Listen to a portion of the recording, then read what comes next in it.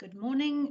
This is the Parliamentary Oversight Committee of the 16th of November 2021. We will now resume with the Standing Committee on Parliamentary Oversight, deliberating on the annual report of the Western Cape Provincial Parliament 2020-2021. Our closed session earlier with the Auditor General and the Audit Committee took place. And now we will be moving on to the session of the committee, which will include a discussion on the annual report of the institution. A very good morning and welcome to the representatives from the WCPP, to the Speaker, the Secretary and all the officials present. I am going to ask the members to briefly introduce themselves again for the purpose of the record. My name is Mireille Wenger and I'm the chairperson of this committee. Members, would you introduce yourselves, please? Morning, colleagues. My name is Ricardo Mackenzie. Thank you. Good morning, members. Regan Allen. Good morning. Good morning, members. Pet Lecker. Morning, Honourable Lecker. Those are the members. Then I'd also like to welcome again our procedural officers, Mr. Dustin Davids and Ms. Lizette Klutter.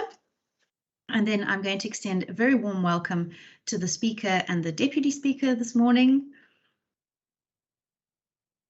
Thank you, Madam Chairperson, and thank you to the honourable members. I'm here with the Speaker, the Secretary.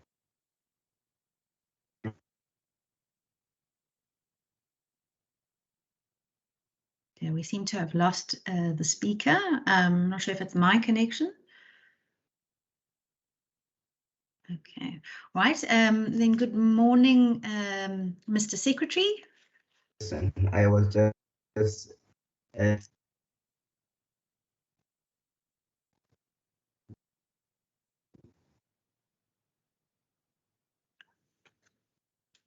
Unfortunately, Mr. Speaker, your line seems to be a bit stuck.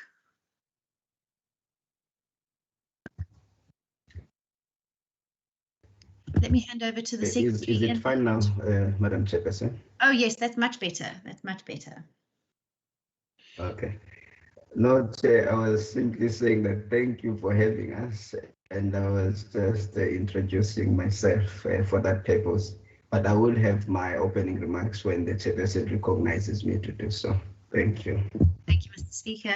And I hope you and your team have had a safe return from Nigeria, representing us with our colleagues in the parliamentary domain. Mr. Secretary, good morning to you. Would you introduce your team, please? You're on mute. Apologies, Chairperson, problem between the screen and the chair. Good morning, Chairperson. Good morning, honourable members, Speaker, Deputy Speaker, and then the colleagues. Chairperson, we have a rather big contingent of WCPP managers here this morning. But maybe just if I can introduce, I saw in the meeting we have the Chief Financial Officer, Ms. Nicole Peterson. We have the Director, Institutional Enablement, Mr. Vernon Titus. We have the Director, Public Engagement and Outreach, Ms. Sunel Fouchier. We then have the Director of Parliamentary Support Services, Mr. Lubabalu Stimele. And we then have the Director, Strategy and Institutional Oversight, Ms. Margot Goldstone. A full contingent of senior management team members. I have also asked Chairperson that also the managers in each of these directorates be in attendance. I'm not going to go through all of their names. They will introduce themselves should they respond to one of the questions. So that's the full contingent for WCPP. Thank you, Chairperson. Thank you very much, Mr. Secretary. It's nice to see you all on the line. I can see that it's a very full house this morning, and thank you very much. It does show that the WCPP takes this committee seriously, and we're very grateful for that. All right, so let's then move on to the subject matter at hand. We are going to go section by section through the annual report.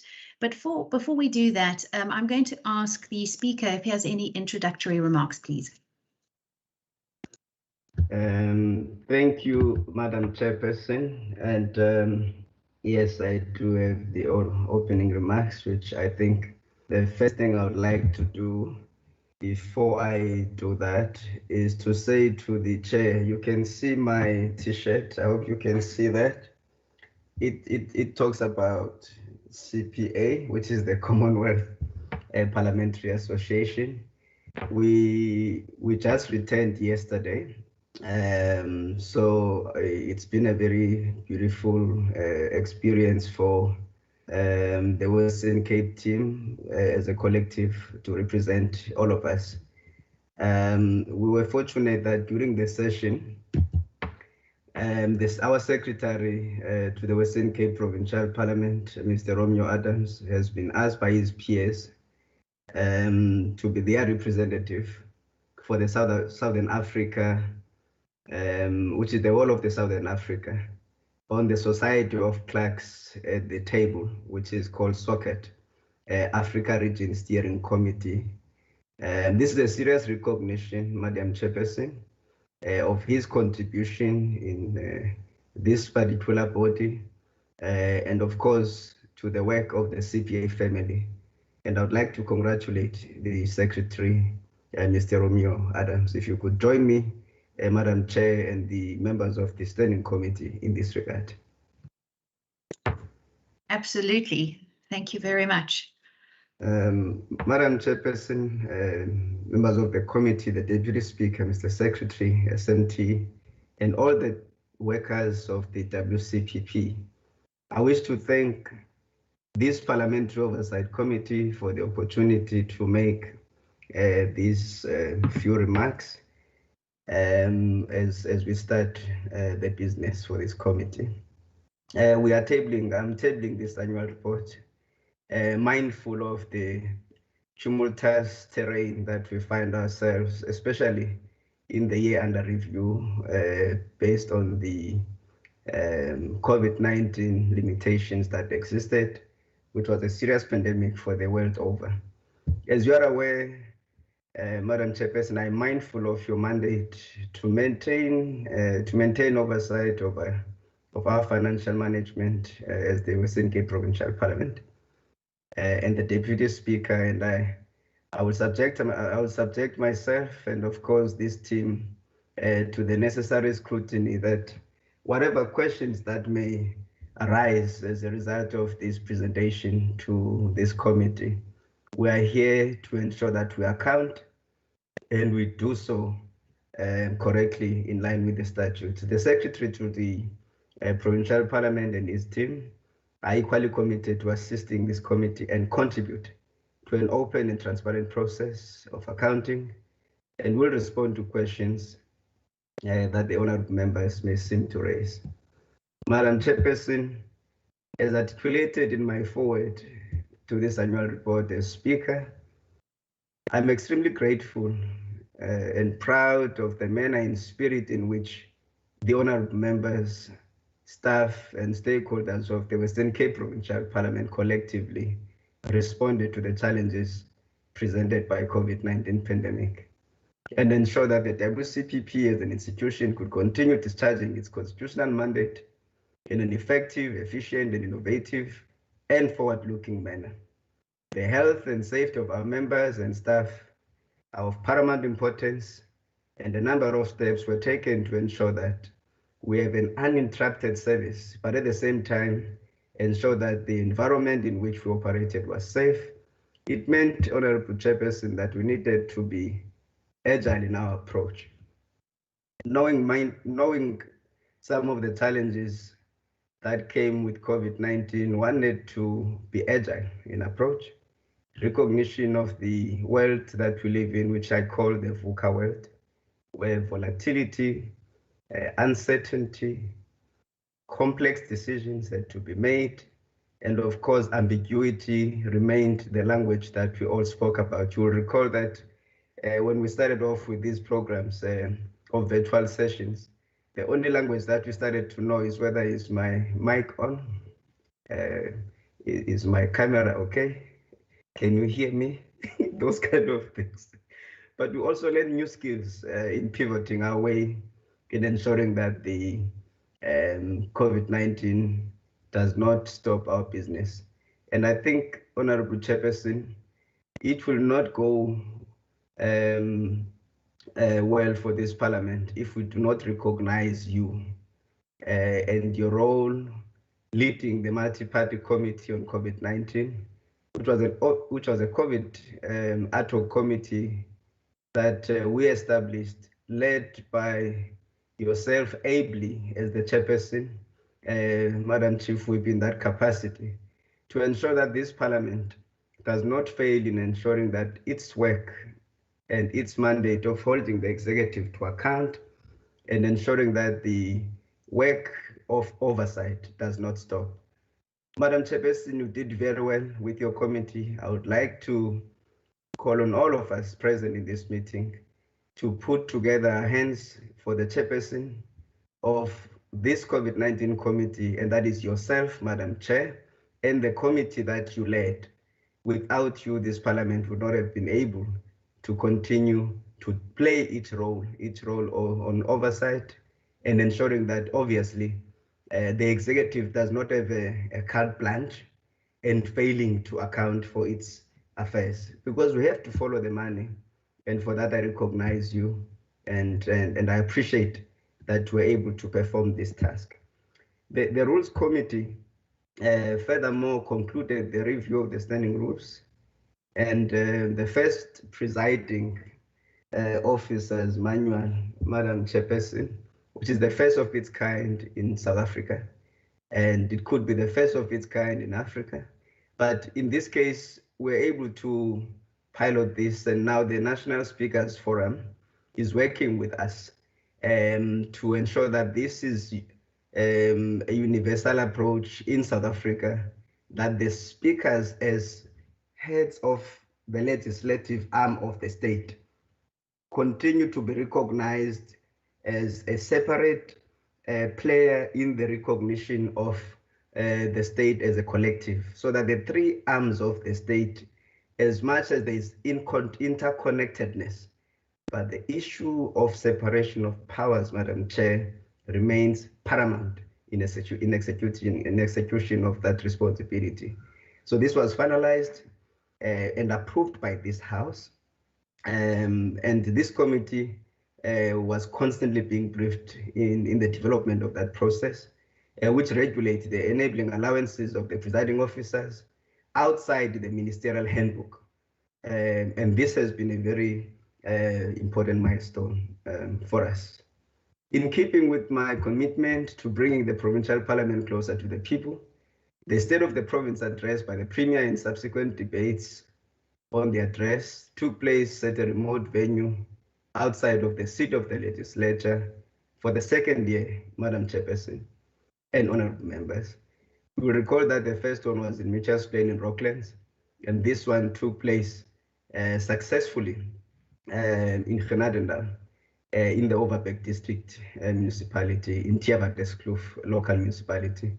And the other venue was the chamber here where we are. And of course, I can also say that it was important for me to appreciate that one of the venues that was in full swing was in Overstrand, in my constituency, Madam Chairperson, where the municipality partnered with us to ensure that there's a hybrid venue, and community members were dressed up nicely, and councillors attending Parliament in very beautiful designer clothes with their partners there. It was a beautiful setup, and we'll continue to do so because this is our way of ensuring that the Parliament, we must always be a Parliament of the people, and putting people in Parliament, especially in the recognition of that we must be a people-centered Parliament, can only be that we go to the people and be able to give them an opportunity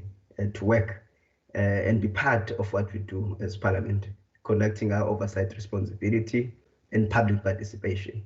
I wish your committee well, Madam Chair, in its endeavors, and look forward to working with you to ensure proper accountability and oversight of the Provincial Parliament and its work.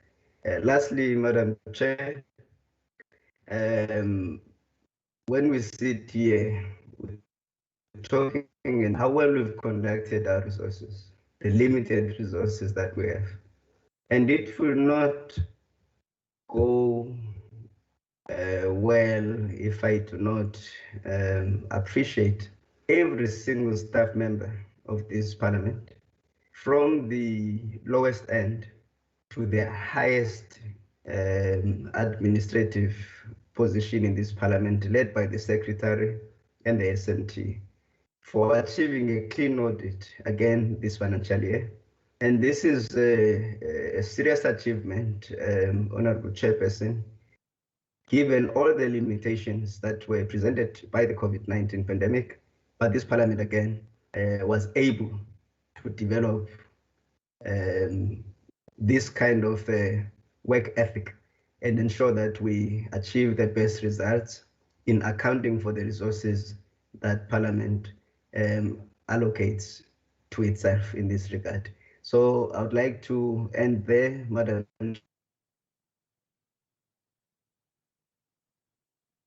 Your job is cut out nicely going forward, and this committee now and Mr. Secretary is going to engage on the annual report, and we are ready, Madam Chairperson, to respond to all the questions with my SMT and the Deputy Speaker.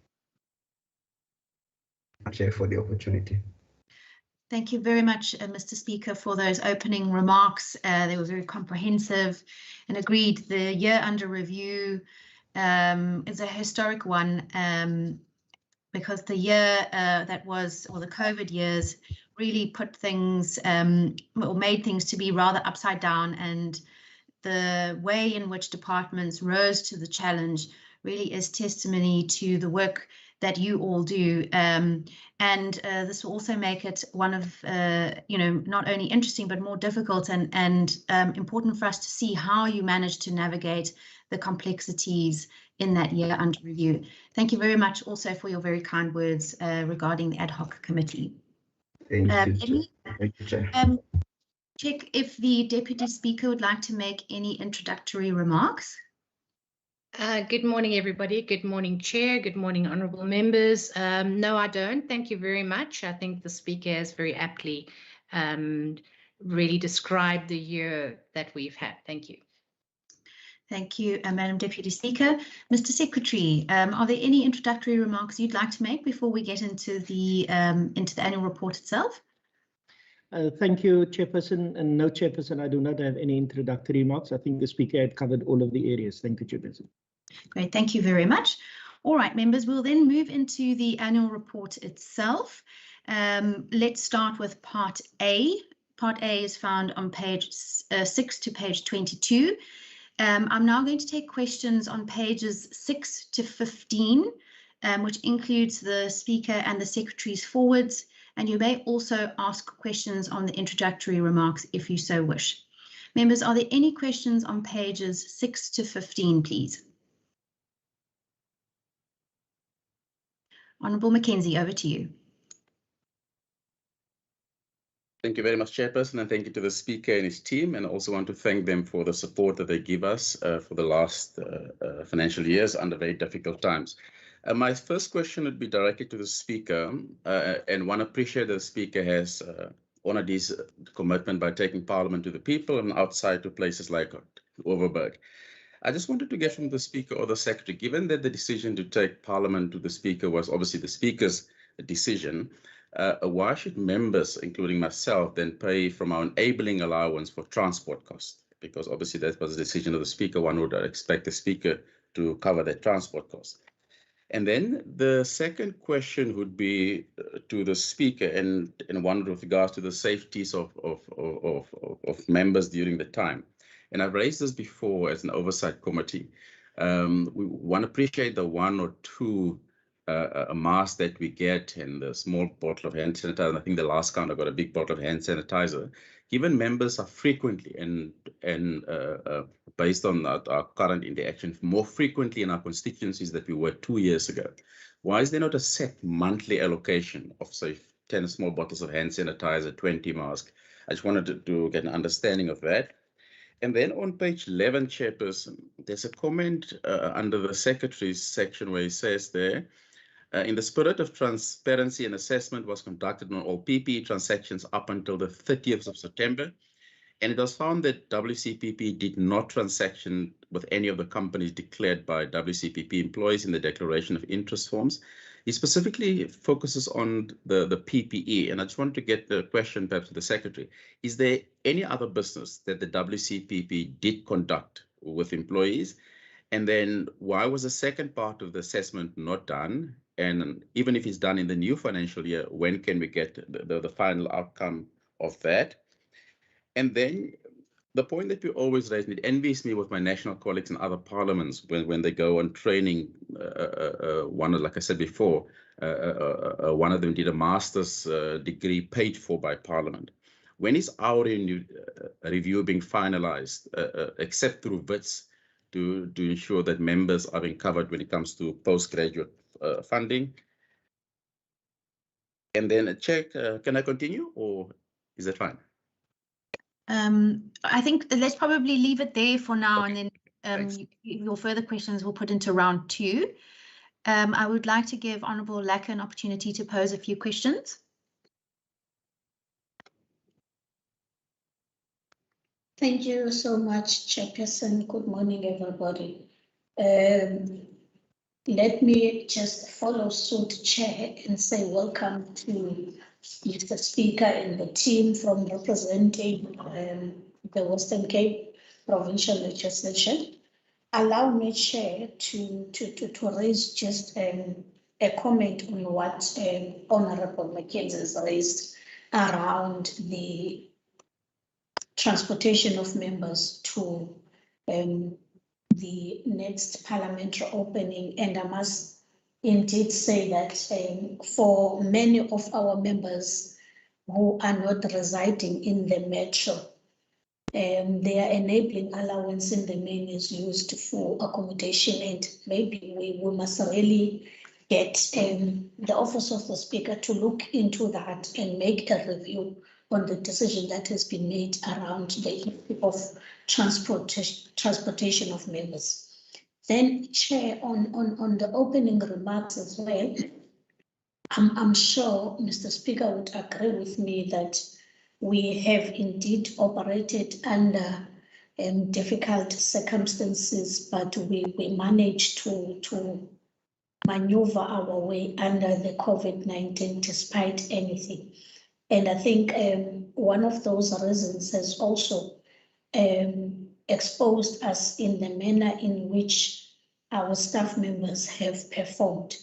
And really, I would want the Office of the Speaker to qualify this, maybe in his report with regards to nearly a quarter of 25% of the performance indicators and blend targets that they were not achieved.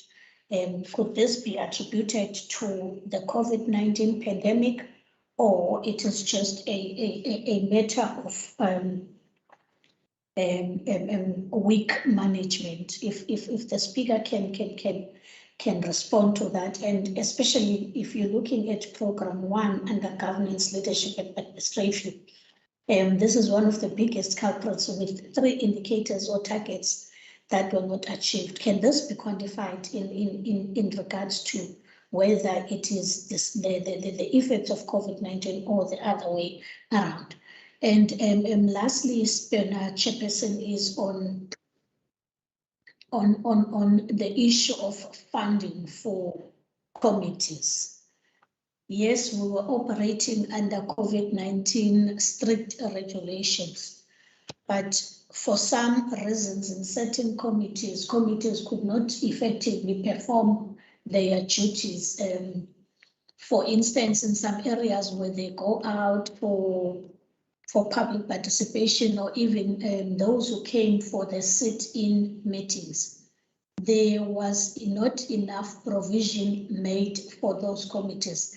And this was cited to the COVID-19 effect in terms of sitting in and eating. Can really get a confirmation that under level 1 restriction, such is not going to happen, and that monies that would normally be allocated for entertainment and such will now be released. Thank you, Chair. Thank you, Honourable Olaka. I'll hand straight over to the Speaker and the Secretary. Thank you. Thank you, Madam Chairperson. Thank you to the honourable members. The first part by the Honourable Mackenzie, the question on whether when we go out with SOPA, we could try and assist the honourable members so that they do not pay for themselves. I think it's remember the funds that the members claim for, which is the funds that is part of the enabling allowance. It is part of the budget that this Parliament passes towards enabling Parliament to function. So if it means we need to repurpose it and do it ourselves instead of the members doing it themselves, it's really not a mammoth task to achieve that. So the Secretary and the SMT will address that because it's important that we don't make it difficult for members to attend the State of the Province address in particular, but also insofar as other programs where we invite members, if for whatever reason members are unable to pay upfront for either accommodation or transport, it's still the same budget. It's one vote. So to do variamenting between different sub-programs is not a mammoth task. So the Secretary must just respond to that. From my side, I see no reason to suffer as a result of rigidity insofar as that is concerned.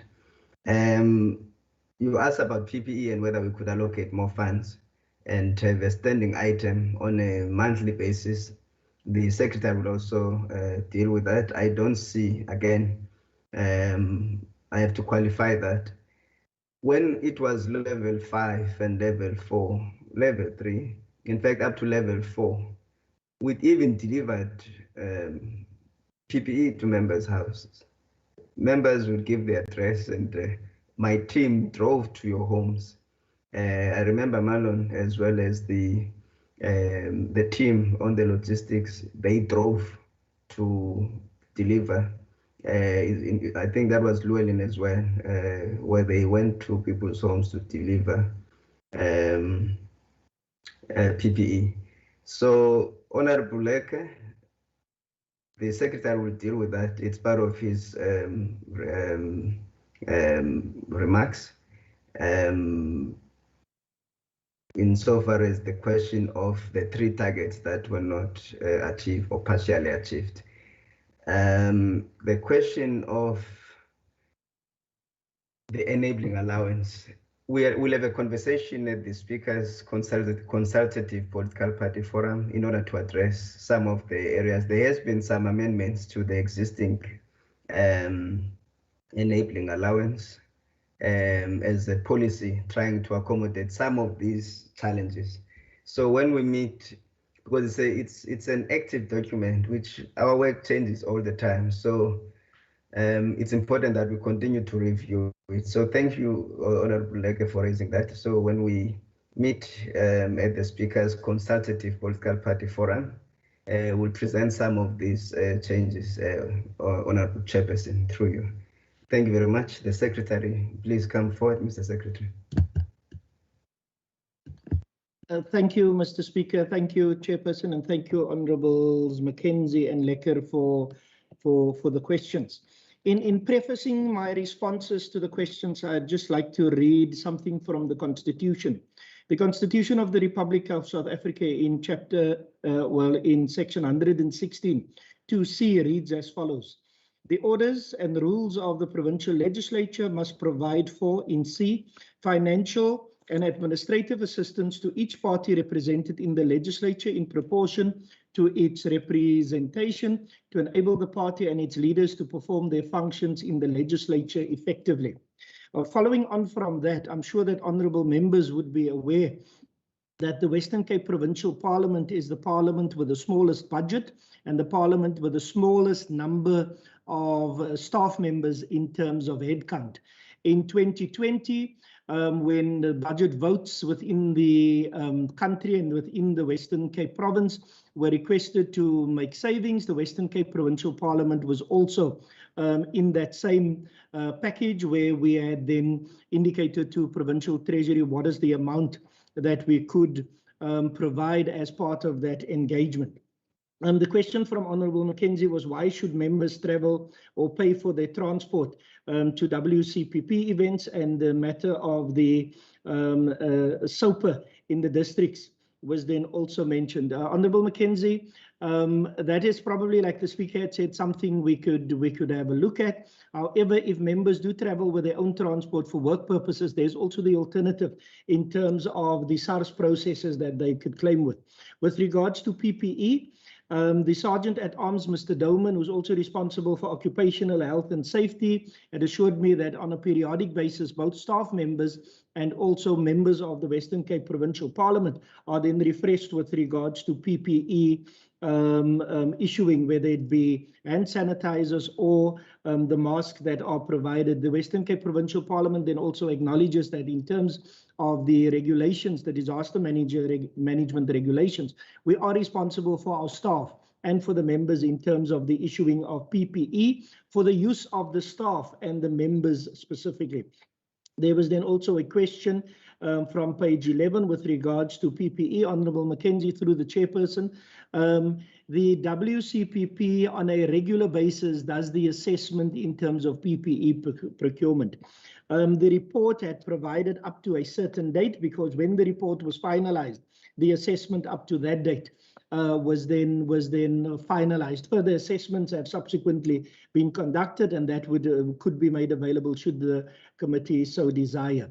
The following question that Honourable Mackenzie had asked, whether the WCPP had then done business with any companies other than just the PPE matters where staff members have an interest. Maybe just to explain, on an annual basis, staff members are asked to declare their financial interest, including the companies or the companies who are economically active within the economy.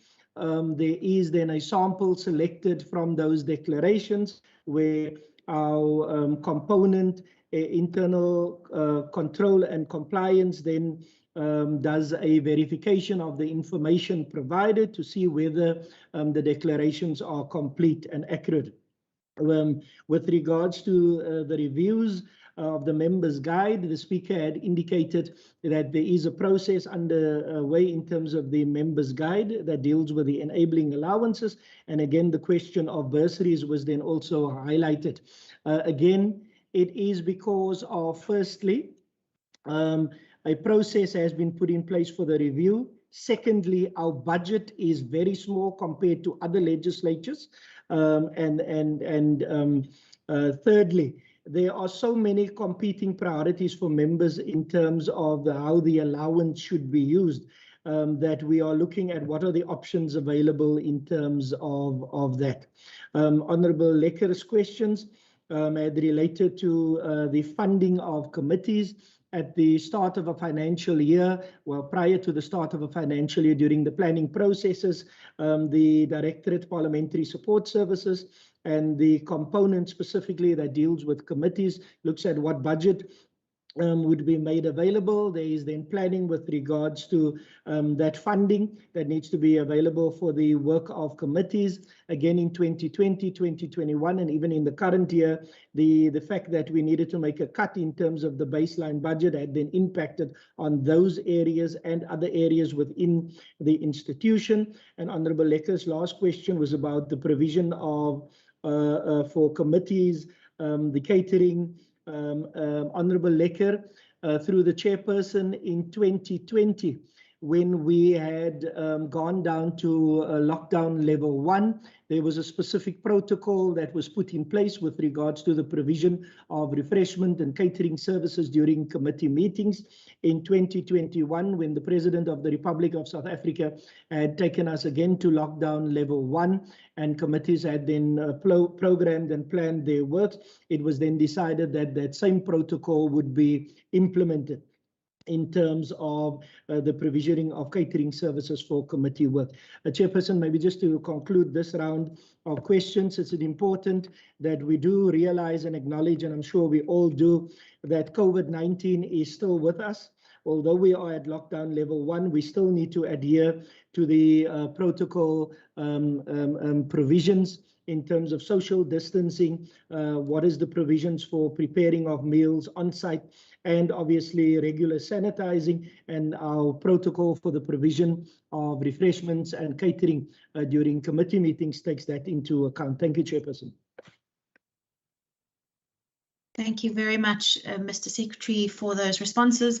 And also, I mean, we just don't know whether we're going to be hitting a fourth wave or and how bad that might be. So one also has to consider that.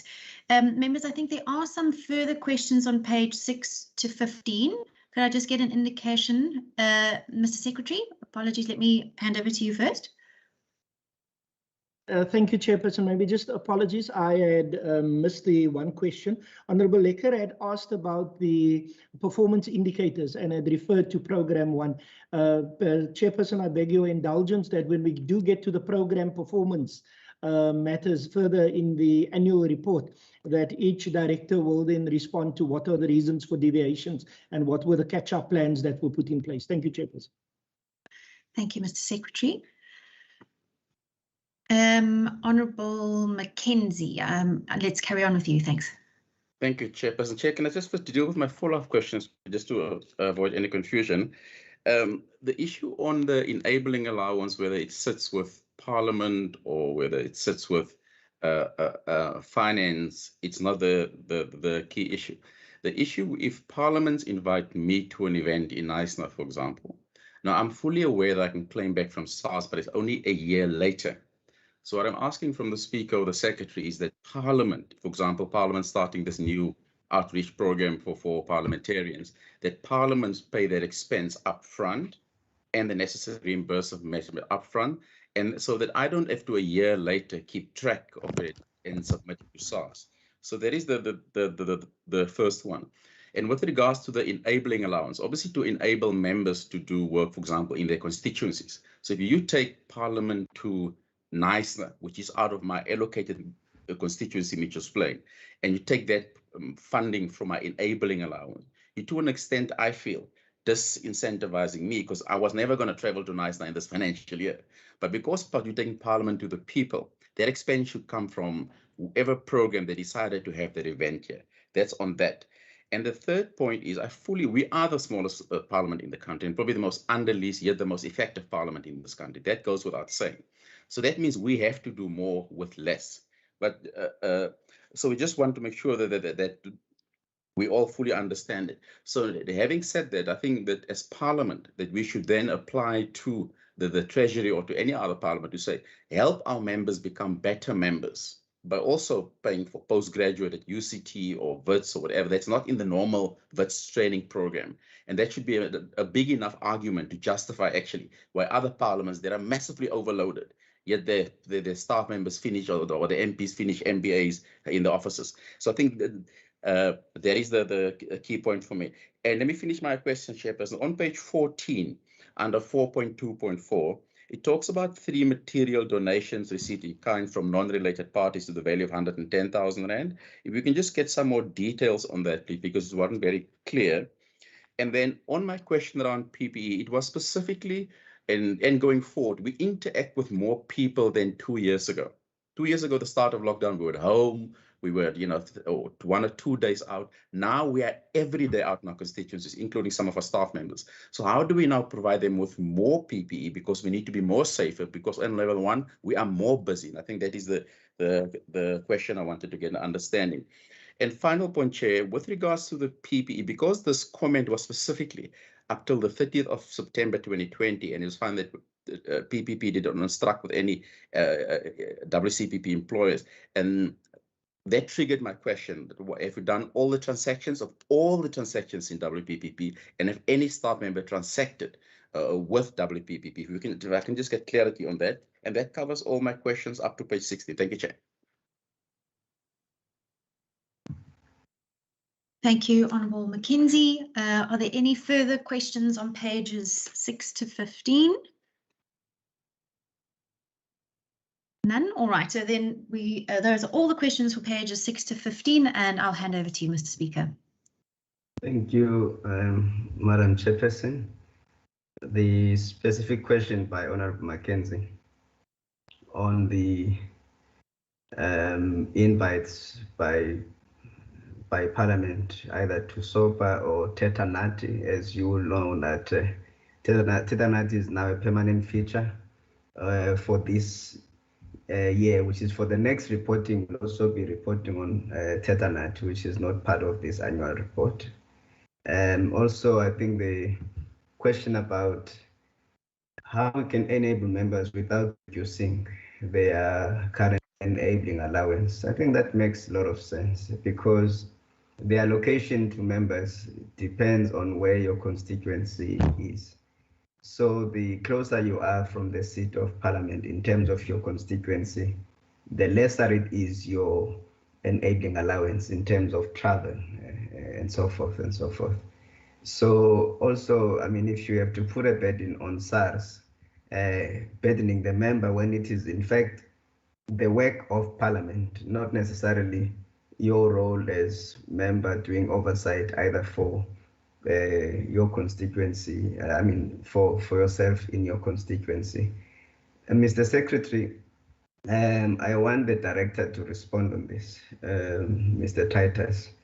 I've raised this before with the SMT, Madam Chairperson, but also I think this process of reviewing the enabling allowance included, among others, to look at what are the other areas that we need to pay attention to. Fortunately, as the Speaker, I did not just wake up and all of a sudden, boom, I'm the Speaker. I sat in the same position as you are, Honourable Member Mackenzie, through you, Chairperson, So I am very much aware of some of the challenges which continue to haunt the honourable members. I think this is one of the areas that will be a challenge, because remember, before 2019, we did not have SOPA out in the people. So we did not have this SOPA out in communities. Also, we did not have Tetanat. So that means our work is defined, or rather redefined, in a new approach that we have taken as Parliament under my leadership will require us to be more agile in our approach. Mr. Titus, please come in here in order to see how best we capture this for the purposes of looking at it and addressing that question. So that's all from me, Madam Chairperson.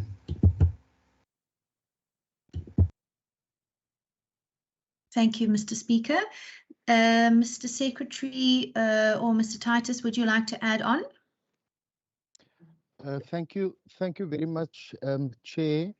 With regard to the questions that both Member Mackenzie and the Honourable Lecker had raised, and the introductions that both the Speaker and the Secretary had given pertaining to the funding for studies, the travelling of members, the transportation of members, etc. I think the process that we have undertaken now, as the Speaker has alluded to, had taken into account that while we as an administration is accountable for the expenditure of our budget, we are also realizing that there's not a one-size-fits-all when it comes to the needs of members, and that within the confines of policy that we need to be balancing flexibility against the aspects of accountability that we are supposed to uphold as the administration and Parliament itself. So having done that, Chair, we've looked at what are the kinds of needs that members have raised.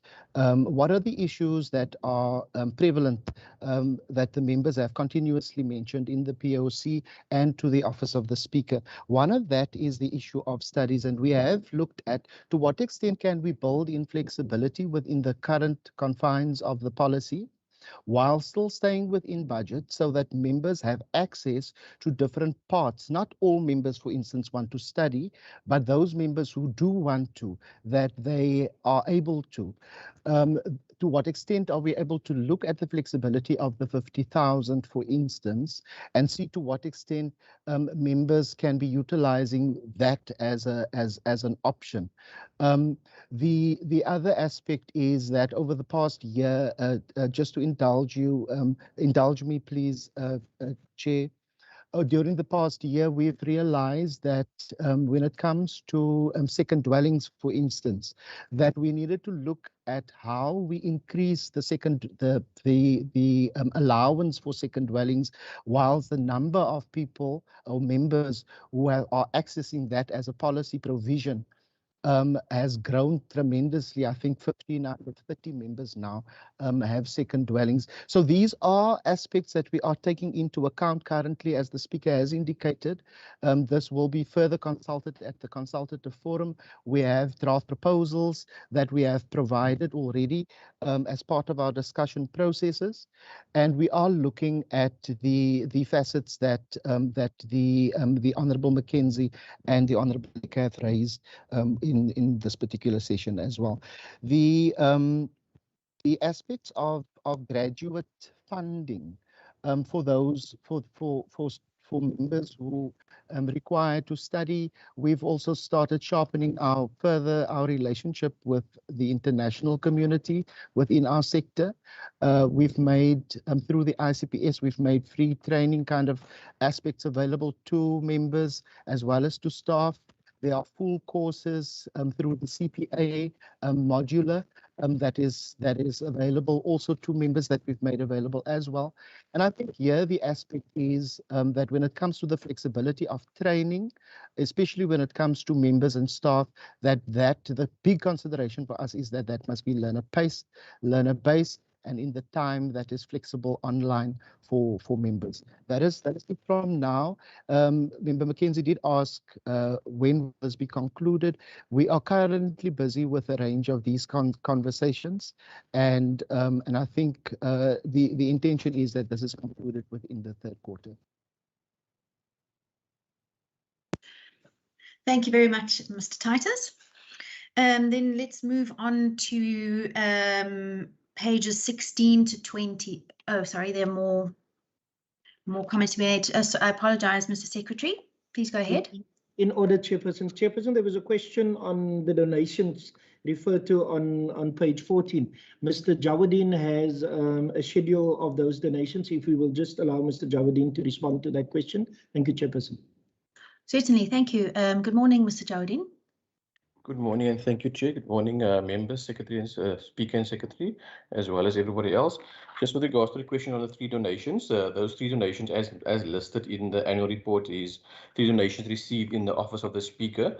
2 of them were from Vodacom relating to stationery packs as well as airtime for the Speaker to distribute to the community. And the third one was a donation from Youthful Life, specifically for shoes for which the Secretary distributed as well. So those 3 donations as listed in the annual report is for stationery packs and airtime from Vodacom as well as shoes. Thank you, Chair. Thank you, Chair. Thank you very much. Anything further? No? All right, let's move on. Page 16 to 22. Are there any questions from the members? Pages 16 to 22.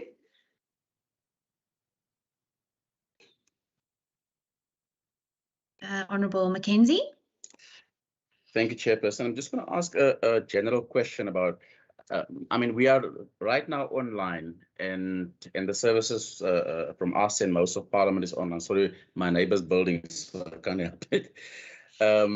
So how do we get the public involved? And this comes to general legislative periods going forward, particularly when it comes to public participation. I've seen in Gauteng on Sunday morning, for example, they have public hearings on a Sunday and on a Saturday. From Parliament's perspective, if we start looking into research as to how best we can get the public involved in public participation when it comes to hearings like this, public hearings, legislation, and is there an appetite to do some research and send a team to other provinces and see how they're doing it? I mean, I know it's a global problem that people have become disinterested in parliaments, etc. But how can we do it differently to ensure more people come to public meetings, more people come to committee meetings, even if they hear it online? And how do we enable it better? Whether buying them data or making sure that municipalities open up their halls. How do we do that? And that is my question on this section generally. Thank you, Chair. Thank you. Then last call for questions, pages 16 to 22. Going once, going twice. So only that question on pages 16 to 22. Thank you, Mr. Secretary. Thank you, Chairperson. And again, thank you to Honourable Mackenzie for the question. Chairperson and committee members, we've done a bit of research. We've looked at what are the options available. Because in this specific reporting period when Parliament had moved to the virtual space and then the hybrid space, it was clear that we need to look at what are the solutions for increasing public participation. One of the options that are currently being considered is the matter of back billing. Back billing meaning that the WCPP sites, whether it be links to committee meetings, whether it be links to WCPP programs or sittings of the House, a member of the public would be able to click on those links, participate in terms of the status that they would have for each of the specific interventions, and will not be charged for the data usage for those specific links that they would have accessed. It could also go through the WCPP website, which means that if somebody does a bit of research on the WCPP and clicks on the WCPP website, that access would then also not be for the cost of that specific individual who had accessed. We are a bit wary of having open services, because that could then lend itself to more internal controls that we would need to put in place to ensure that the access to the services is for WCPP services. We've also, and from our experiences and from talking to other colleagues in the sector, but even internationally over the past week, the issue of buying data sometimes has its drawbacks, because when the individual is then expected to click on the link and to participate in the process, the data is then no longer available. So Honourable Mackenzie, through the chairperson, that is the option that we're looking at, the buyback for WCPP or the back billing for WCPP engagements, whether it be from sittings to Tetanati programs or any of the programs that the WCPP would be putting in the virtual space, either hybrid or totally virtual. Thank you, Chairperson. Thank you very much, Mr. Secretary. Right, then let's move on to page, I beg your pardon, on to part B, which starts on page 23, and I'm going to do it 2 pages at a time. And let me just get it here. I'm going to work virtually as well. All right, page 23 and 24 on performance information. Any questions?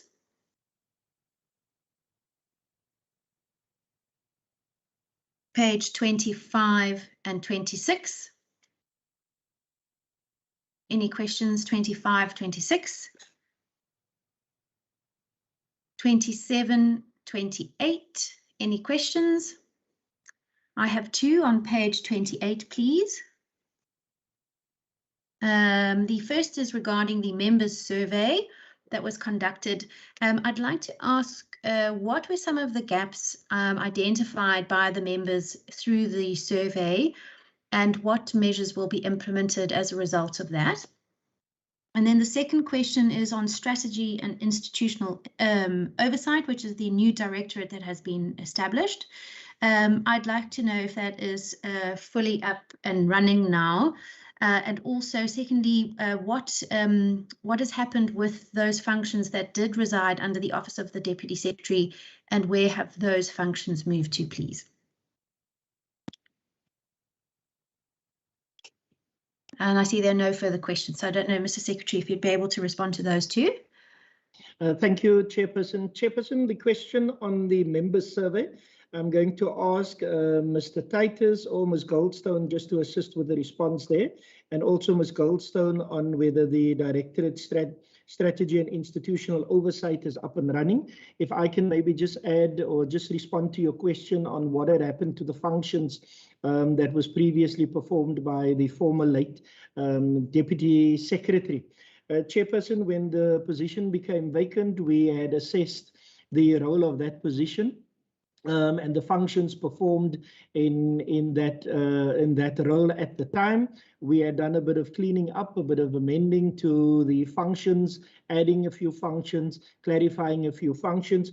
The position was then finalized in terms of a new job profile was drafted and signed off, and the position was then regraded in terms of the level. In a sense, the position of the Director, Strategy and Institutional Oversight is the same position than the post that the former late Deputy Secretary had previously occupied, just with a bit of cleanup that had been made in that area specifically. I'm now going to ask maybe just for a response to the member survey, and thereafter Ms. Goldstone in terms of your other questions, Chairperson. Thank you. Thank you, Chair. Just with regard to the member survey that was conducted, a range of issues, Chair, had come out. In my directorate, for instance, we some of the aspects that members have raised was our responsiveness when it came to some of the research papers or research ability. And I'm going to speak a little bit about what we're putting in place to try and address that. And then there was a similar kind of comment was raised by one of the members in the legal space around the responsiveness in that particular space. And across the organization in logistics, for instance, issues of maintenance, and here we know that we are dependent on the on the contract with Transport and Public Works and the responsiveness from that particular department. So just with regard to research, one of the aspects that we have started to look at specifically, I mean, we are now at an advanced stage with conversations with the University of Cape Town to see to what extent we are able to use their knowledge co-op and researchers from postgraduate students who can possibly assist within that particular space. We are looking at creating a full a team of people outside of the WCPP whose work will be quality assured by UCT. At the same time, we're also looking through our policy construct to see to what extent we can further enable political parties as far as research and or legal services through internship programs could possibly is something that we could possibly look at. So that is also part of the review of our members and facilities guide to see to what extent we can utilize that as an option, as well as looking at interns within the administration itself to see how we can utilize that as a measure to provide the support there. So there is a high-level action plan, Chair, that looks at particular interventions that we report to the Office of the Secretary, specifically looking at how we can address the concerns that have been raised by the members in the actual members survey. But on the whole, I think the feedback from members were generally very positive. But as we know, this is a perception survey and there's always room for improvement. Thank you, Chair. Chairperson, it's Margot Goldstone. If I could just come in and maybe in support of if I could just come in and maybe in support of what Mr. Titus just indicated, to further indicate in addition to what was reported in the annual report that we had a 91% overall satisfaction level.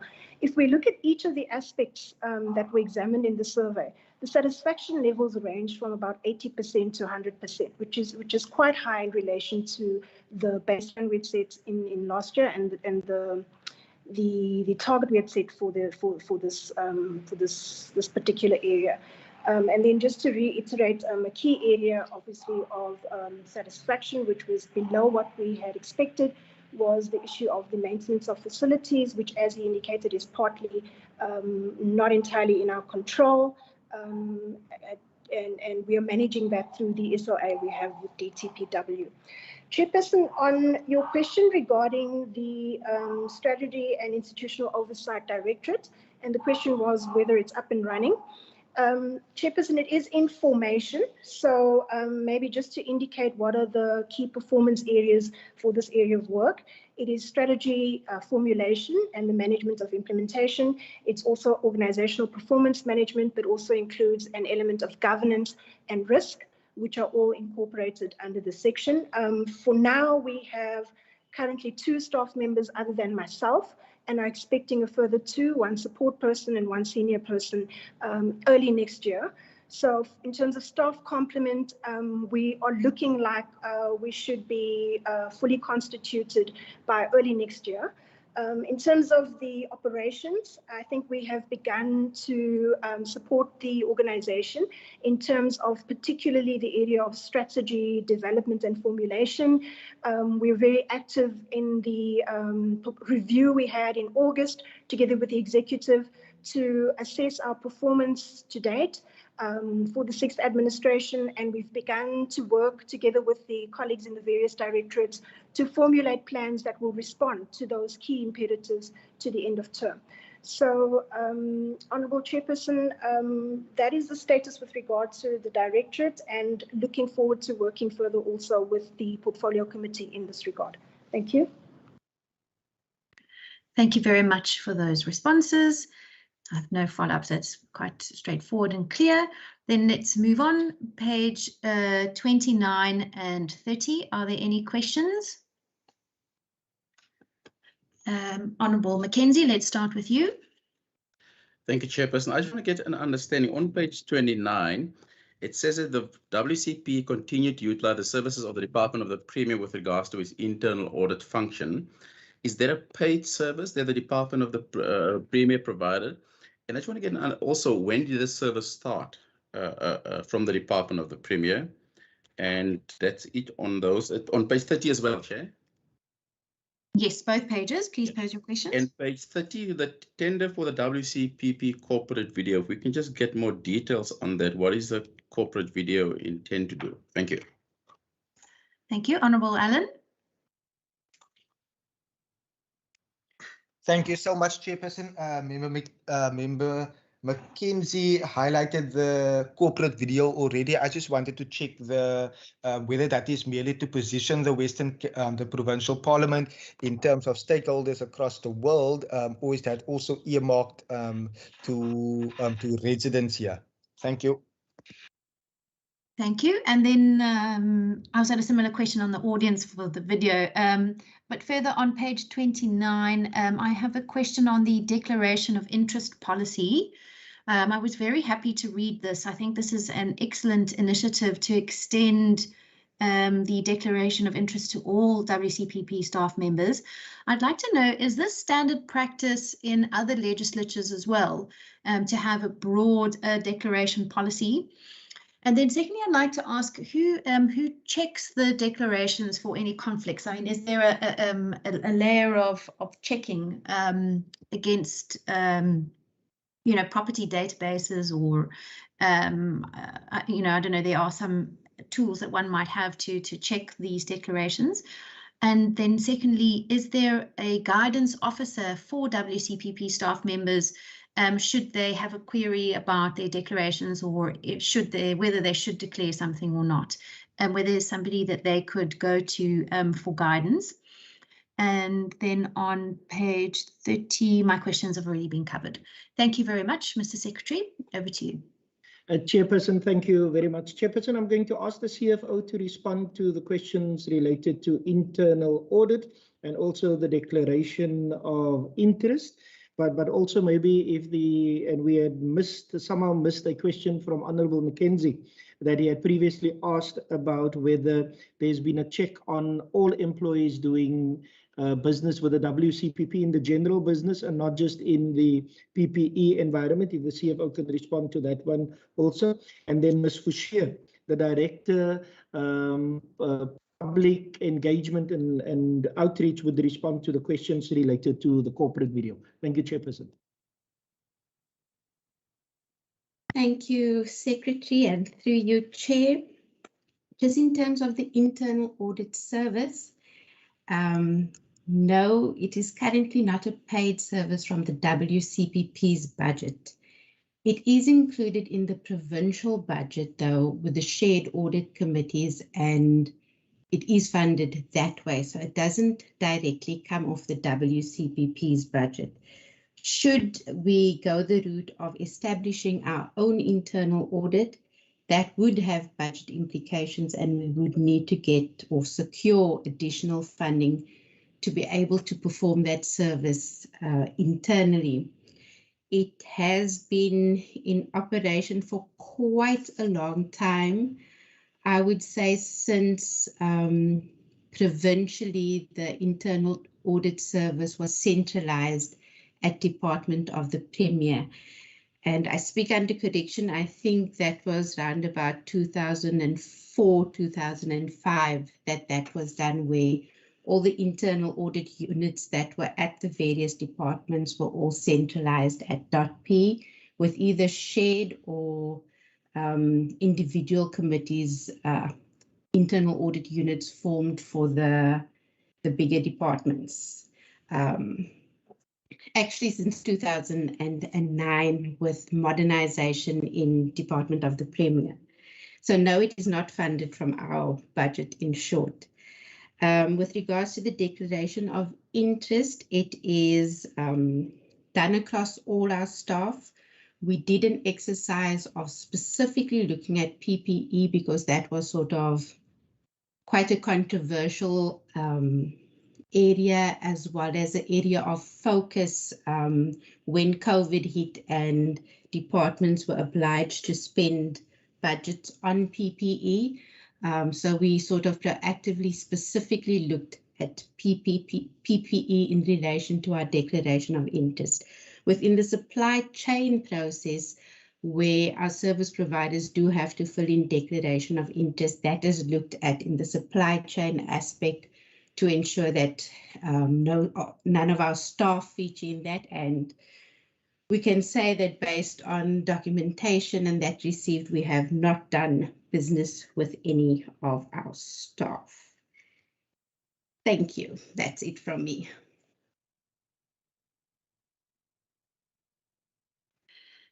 Thank you. Ms. Nikelo? Thank you, Honorable Chair, and morning to everyone.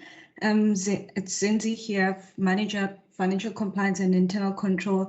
I'll just like to also add on what the CFO has indicated in terms of the declaration of the interest process, but also to specifically respond to the question on the guidance and whether there are specific units that deal with the process within the WCPP. So in terms of the guidance, the Financial Compliance and Internal Control Unit is the custodian of the declaration of interest process. So in terms of whether when people have follow-up questions or they require further assistance, they have our unit that assists in that regard. And we have, during the declaration of interest process, we have received some follow-up questions and we're able to assist in that regard.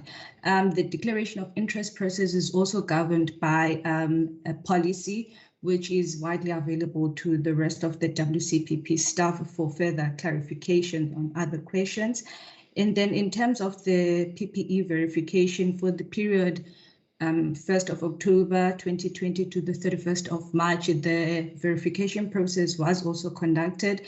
It was conducted in April this year, and through that verification process, or the outcome of the verification process was it confirmed that the WCPP staff did not conduct business with any of the suppliers that we transacted with.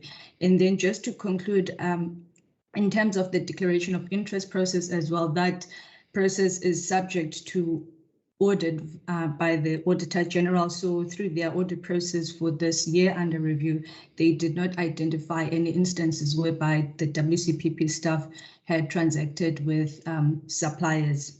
Thank you. Thank you. Mr. Speaker? Thank you, Madam Chairperson. I think there's something I want to touch on in the question by Honorable Mackenzie on the question of audit committee. This is, I think it's important to clarify this.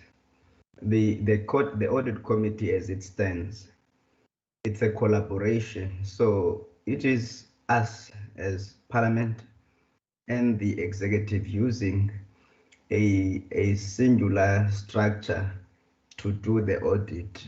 And I remember when I came in as the speaker, I questioned this on the basis of me having sat on the side where you are sitting, but I continue to sit there because executive and legislature remain two separate arms of the state. And I was worried about a possible, or rather a potential conflict of interest, which may, as a result of that, occur. But having looked closely and having engaged, we continue to monitor that it does not happen. And obviously, being a student of governance, I love paying attention to detail on this area because in terms of the statutes, one will appreciate that Parliament may not be audited by the executive. So that is not the case here. It's just that the CFO is not a politician, so she may not articulate it the way I'm trying to put it to you so that you understand the thinking. When the committee is set up, when the auditors are appointed to sit in the committee, as the speaker, I get consulted. And then we look at the candidates, and then there's also a selection panel that sits to interview members of the audit committee, which I then sign off if I am happy with that process. If I am not happy, the process could be open again to look at the quality of the individuals, and that is fitness for purpose.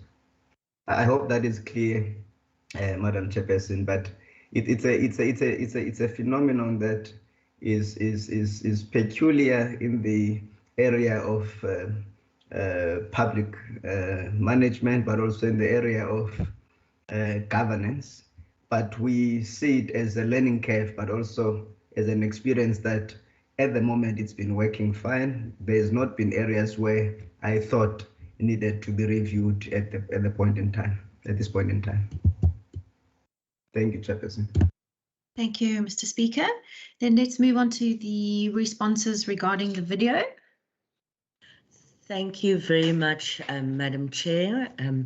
Through you, the Western Cape Provincial Parliament's corporate video is both meant as a marketing tool and introduction to WCPP and how WCPP works. We've always had corporate videos, as most legislatures do, but we found that the manner in which the corporate videos were done makes it date very quickly. So for a very expensive project, it dates, well, definitely within 5 years when the parliamentary term ends, but also can date in between when chairpersons change, etc. So we decided to employ a novel approach after quite a bit of research from legislatures and parliaments across the world to come up with a concept that we have now. And I'm going to ask Mr. Retief to please elaborate a little bit on that. Mr. Retief, if you could carry on, thanks. Thank you. Through you, Chairperson. What we are proposing, well, not what we're proposing, what we have now actually, we're in the process of finalizing the procurement, is to develop a series of animated videos with one, what in the business is called a live action video. So that's a recording of real people and so on, that would form an introduction. And then there would be a series, I think it's of 5 shorter videos that deal with specific aspects of Parliament and its work and so on. And that will then also be edited into one final video. The idea is to appeal to as wide an audience as possible. So the style of animation and so on will appeal to adults as well as to a younger audience.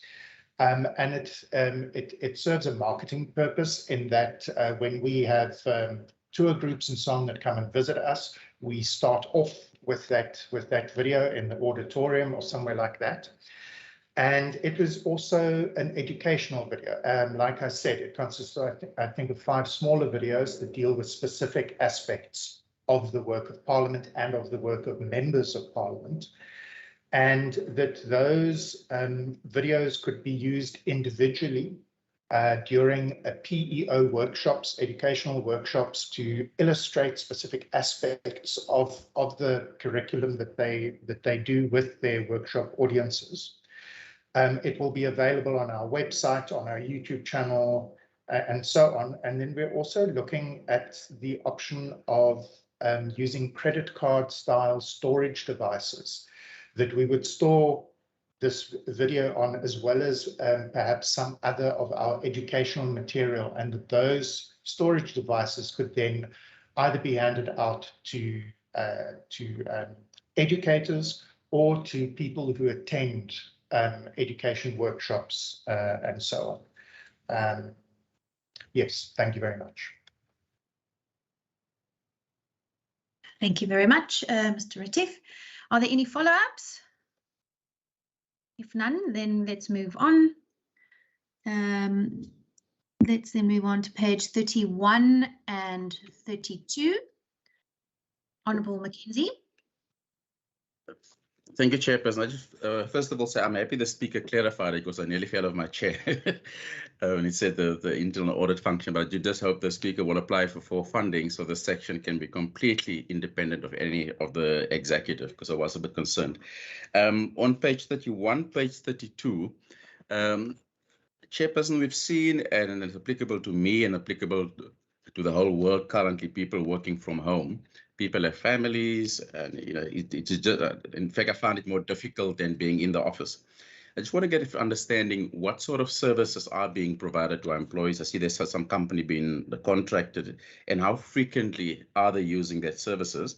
And I'm happy to see the employment training and development has been up and running. And you said we can go up to page 32. Chair? Sorry, to page 33. Okay. On page 32, when we're talking about cybersecurity risk, we've seen on a recent oversight visit by one of our standing committees chaired by Deirdre Bartman, what happened at Transnet. What is our approach to cybersecurity, and are we fully covered to ensure that if there are any risks? I read somewhere the other day in an online article, I think the government get up to 150,000 attempts a day. It's quite massive. Are we sure enough that we're covered in case of any cybersecurity risk, and is all our information being stored on a cloud? Thank you. Thank you, Honourable Allen. Thank you so much, Chair. I've seen the information in the APP regarding the wellness program as well as the employee training development. Hence, on page 31, I'm delighted to get some further information as it is stated. But like Member Mackenzie asked, I want to double check with the Secretary regarding staff questionnaires and feedback regarding the sessions or the services that were provided by the contractor for the wellness program, as well as the training and development. Are we able to get some feedback on those questionnaires and feedback from staff members that have utilized it? And Chair, please allow me just a comment. Thank you to the Speaker and to the entire administration regarding the interpreting services. We found in our committees, we often get two stakeholders that are always delighted to know that we are then rendering the interpreting services as well. So just a comment in that regard. Thank you. Thank you, members. I'm also going to include page 34 just to finish off the section. Do you have any questions on page 34? Yes, Chairperson. On page 34, regarding the, and I know that the Deputy Chief, the Deputy Speaker initially spoke about the titles and the, let me just turn the page, in terms of the local news titles that we are getting. I just want to double check that we are getting that leading beyond this financial year as well, because it's very useful to get it in the way that we have in terms of the link that the administration provided. Thank you. Thank you very much. That then concludes the questions up to page 34. I'm going to hand over to the Secretary. Thank you. Thank you, Chairperson. Mr. Titus is going to respond to the services to employees while working from home to support the employees, and then also Mr. Titus or Ms. Prakasim, the HR manager on staff questionnaires, feedback related to wellness services and training and development. Mr. Titus also will respond to local news titles in terms of what is available online, and Mr. Skriker would respond to cybersecurity. But maybe, Chairperson, if I could maybe just make an overall comment with regards to the support provided to employees while working from home. I think we had realized that working from home creates its own, yes, benefits, but also challenges. We had then, as an institution, continued with our staff engagement sessions on a quarterly basis.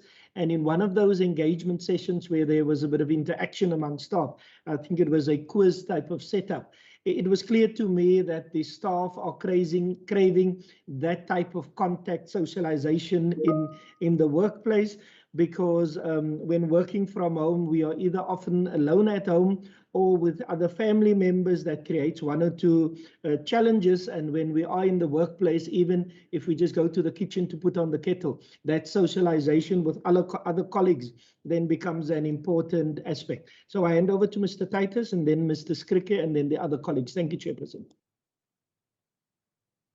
Thank you, Mr. Secretary. Thank you, Chair.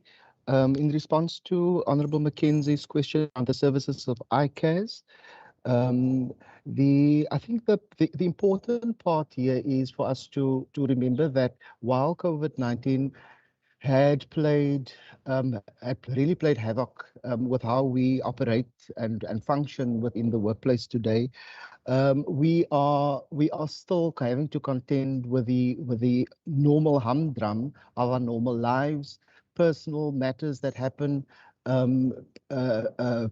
staff having to deal with real personal issues within their own personal households as well.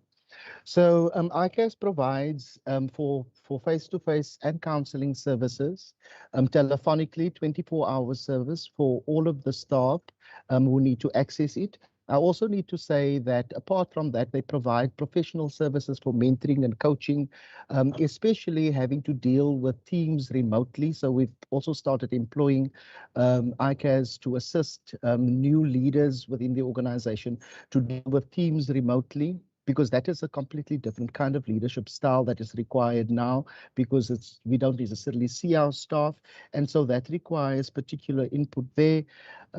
So those are some of the aspects, but I need to also just indicate, Chair, that our organization is very small, and part of the service that ICAS renders, they are bound by confidentiality, and the HR staff has to keep the information very, very private. So we've got small numbers of people who access. Some are actual household members, wives, children, husbands, etc., as well as our own staff who access the actual services.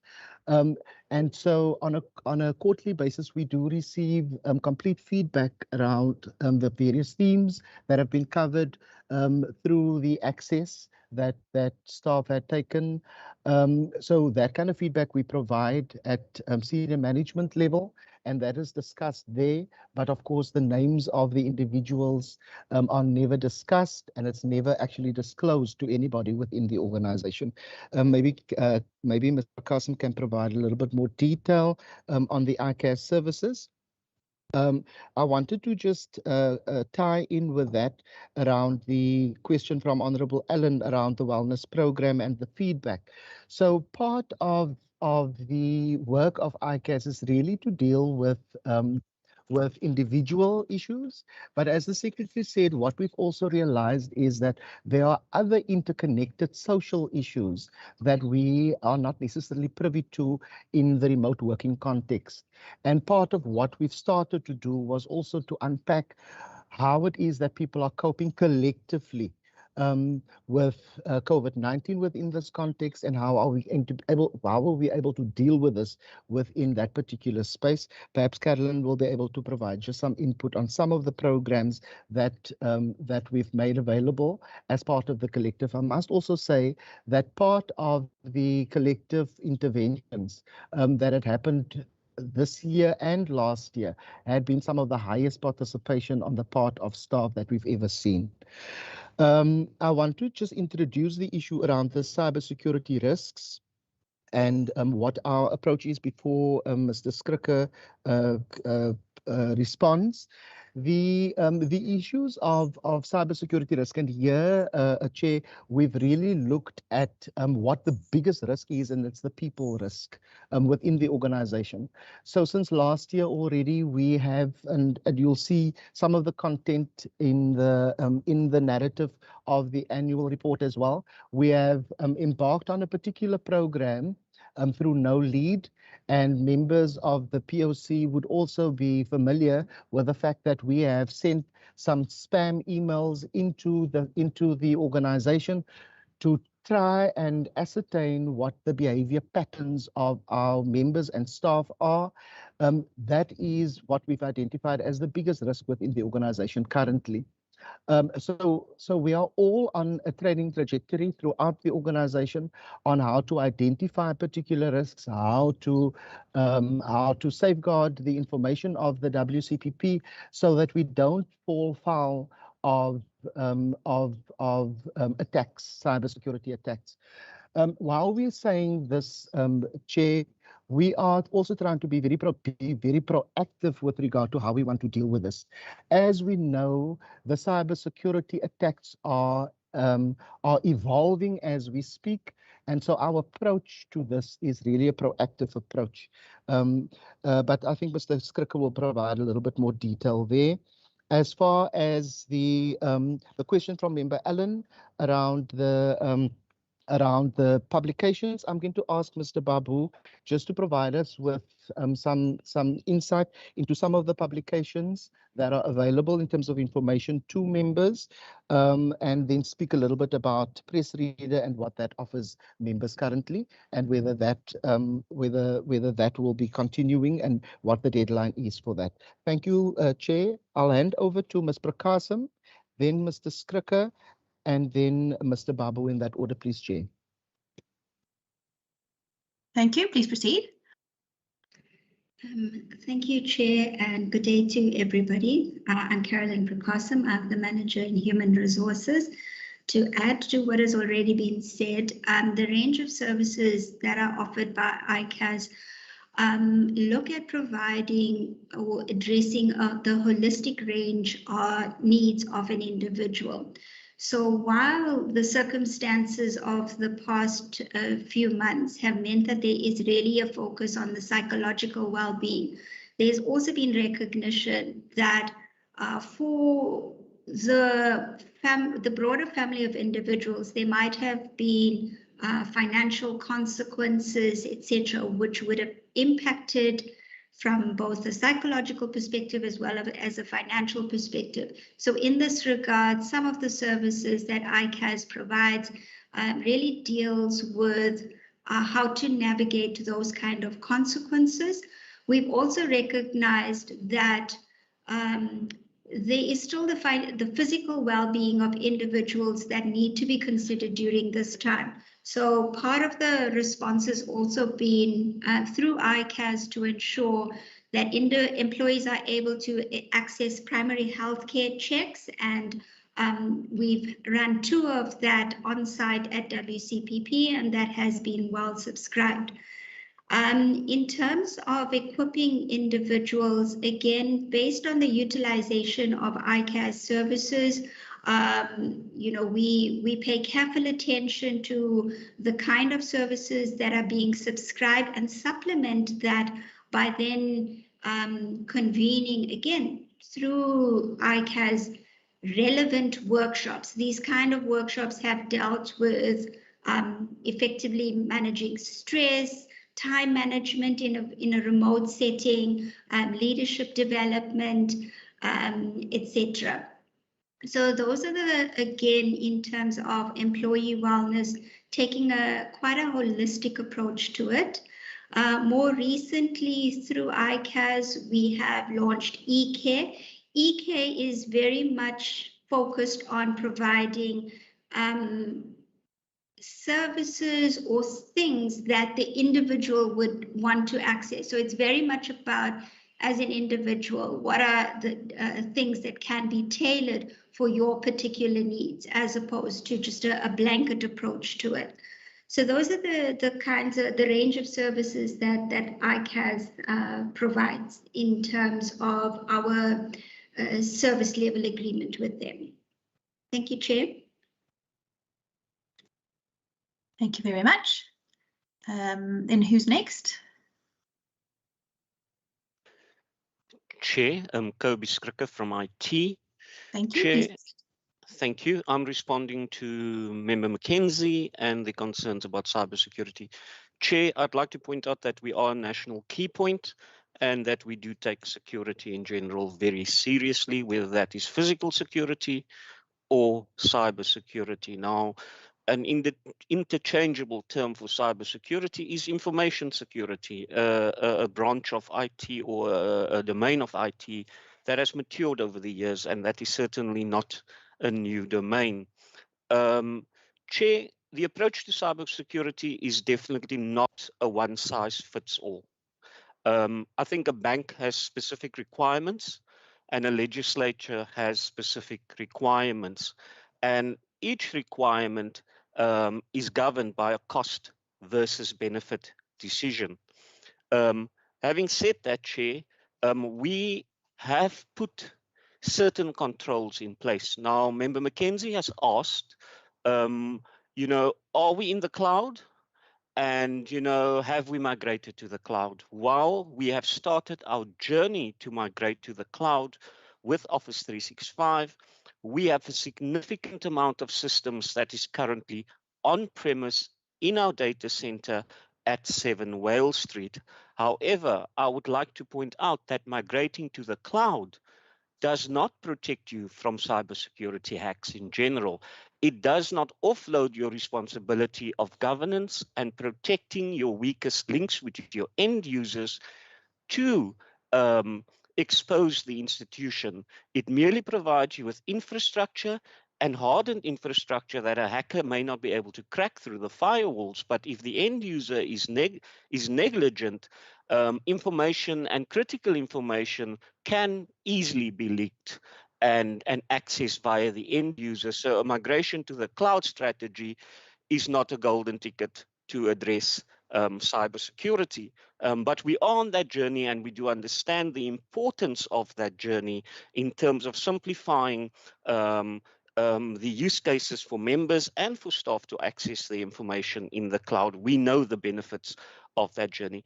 Chair, I'd like to highlight that we do what we call an annual penetration test and vulnerability assessment, where we check our systems for vulnerability. I have received a report again this year, and it has shown that our systems are secure. We on a quarterly basis also report to the Secretary of all the hacking attempts and how it was circumvented. So we are doing what everyone else is doing out there to protect our data center the best we can. However, we have identified that the human aspects or humans err, and as Mr. Titus said, that they are the potential weakness in the link of cybersecurity. We know that there are some very sophisticated social engineering methods to obtain information from end users. For example, a very simple use case of that would be that if I know who's paying salaries, then I can try and socially engineer that person without them knowing to share some information with me, or go onto the web, find out a lot of things about that person, send them a vulnerable link, and then gain access through whatever methods there are to do so. So we have decided to address that social engineering weakness in a system called Know Before, which then sends you, number one, that you guys have experienced, that would be the targeted links to see how vulnerable we are and who are the users or members that are more likely to click on these links, so that we can address our risks and train these users. However, we move beyond that, Chair. We have also improved on the training methods, and we've introduced very interactive training methods where in the form of TV series, that people understand, that people enjoy, highly engaging training to our staff. And there is one plan for members, and we've had our first meeting where I have explained to members about the importance of participating in this training in order to mitigate our risks in terms of the human factors. Chair, on top of that, we have done more. We realize that COVID-19 has introduced other risks, and that we don't have the control of end users as we had before when they were sitting at the office. And we have done a gap analysis to address that risk, and we have written a strategic document to, in the future, in the next couple of months, to address the additional gaps. And we know that cybersecurity is continuously has to continuously improve, and that it is an ongoing and evolving process, and a commitment that you have to make to do daily, yearly, and it never stops. So our security awareness will never stop. Our improvement strategies will never stop, and we will continue on this journey. To date, we have nothing to report in terms of breaches, Chair. That's all from my side. Thank you very much. Are there any follow-ups? If none, then let's move on. Chairperson. Sorry, Honourable Allen, is that a follow-up question? Yes, so sorry, I was just trying to unmute myself.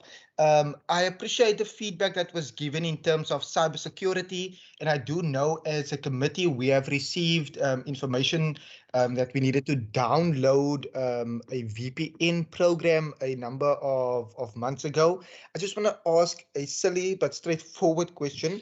As members, and we also having being an end user in terms of our work and our correspondence, and the VPN that some of us would have, would all members have that against potential attacks against the members' correspondence or the information that a member would have on their particular device, laptop, for example.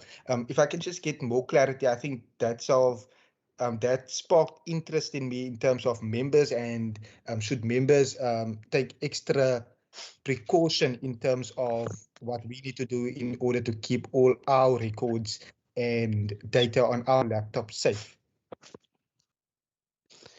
Thank you. I see, Mr. Titus, I see your hand up, but I assume it's not to answer that question. It's Chair, it's the previous question of Member Allen that spoke to the information that I wanted Mr. Babu to respond to.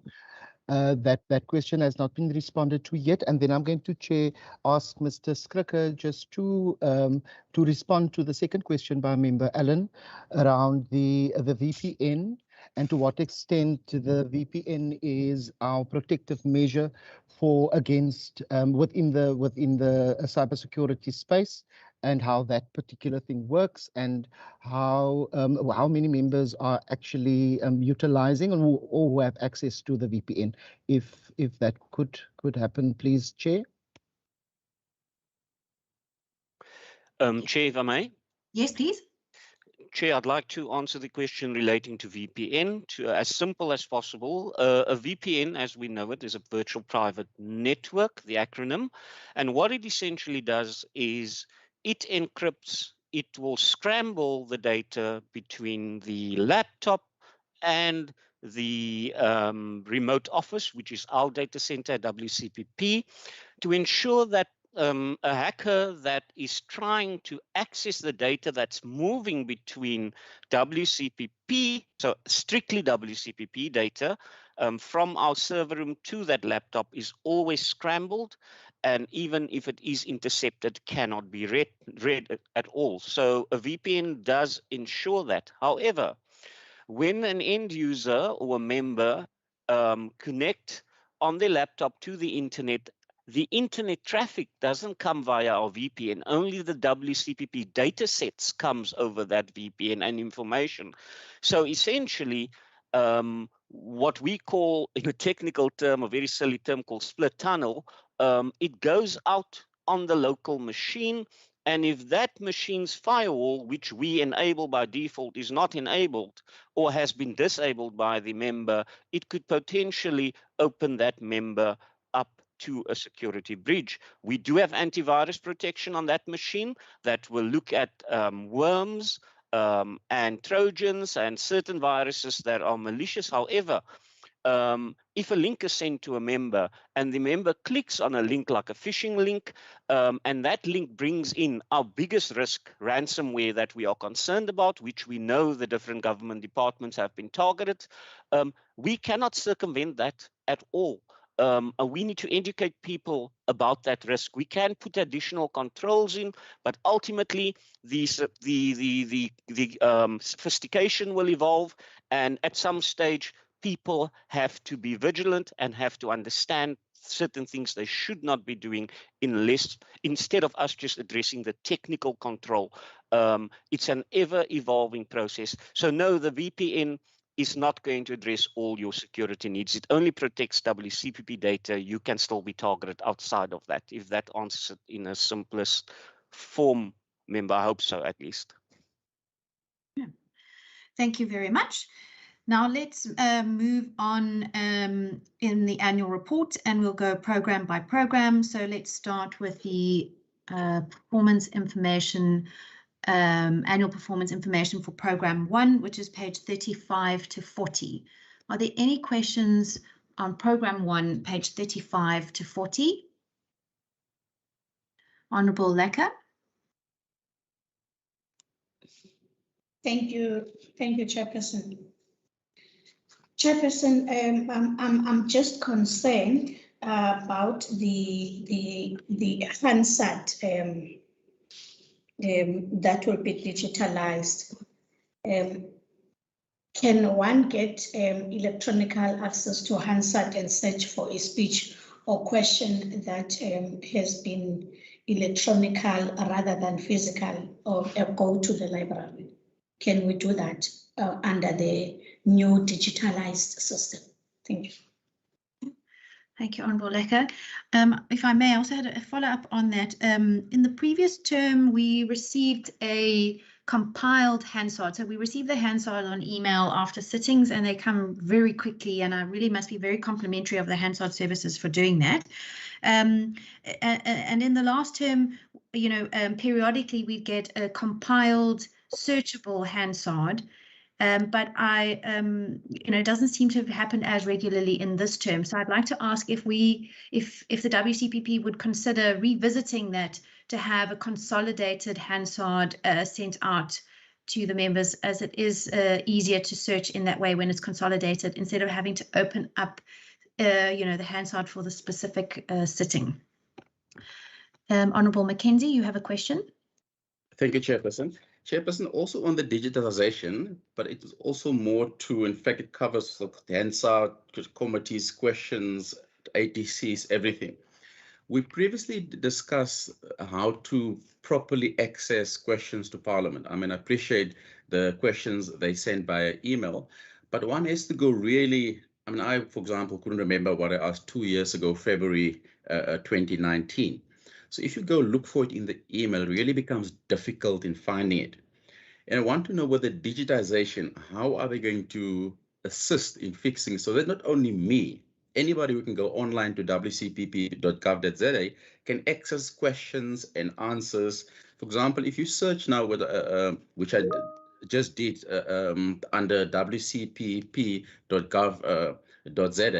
and I search for police, but I can't find any question that you have asked 3 years ago. Now, I know as fact that you've asked a lot of questions during that period.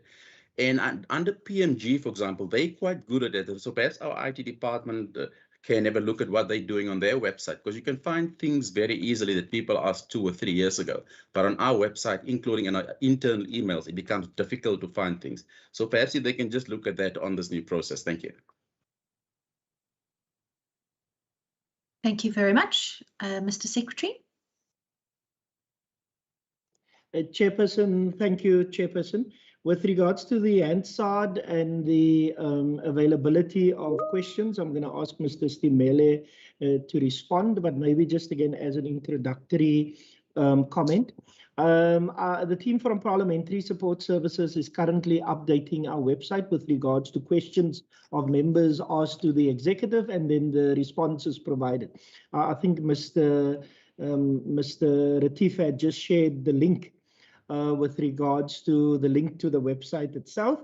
We are also looking at other quicker alternatives in the form of an application, an app, that might allow members to then also search for not just questions, but also question papers of the House, etc., and that it becomes a bit more or less cumbersome for members to access those type of documents. Chairperson, I now hand over to Mr. Stimele to deal with the other responses. Thank you, ma'am.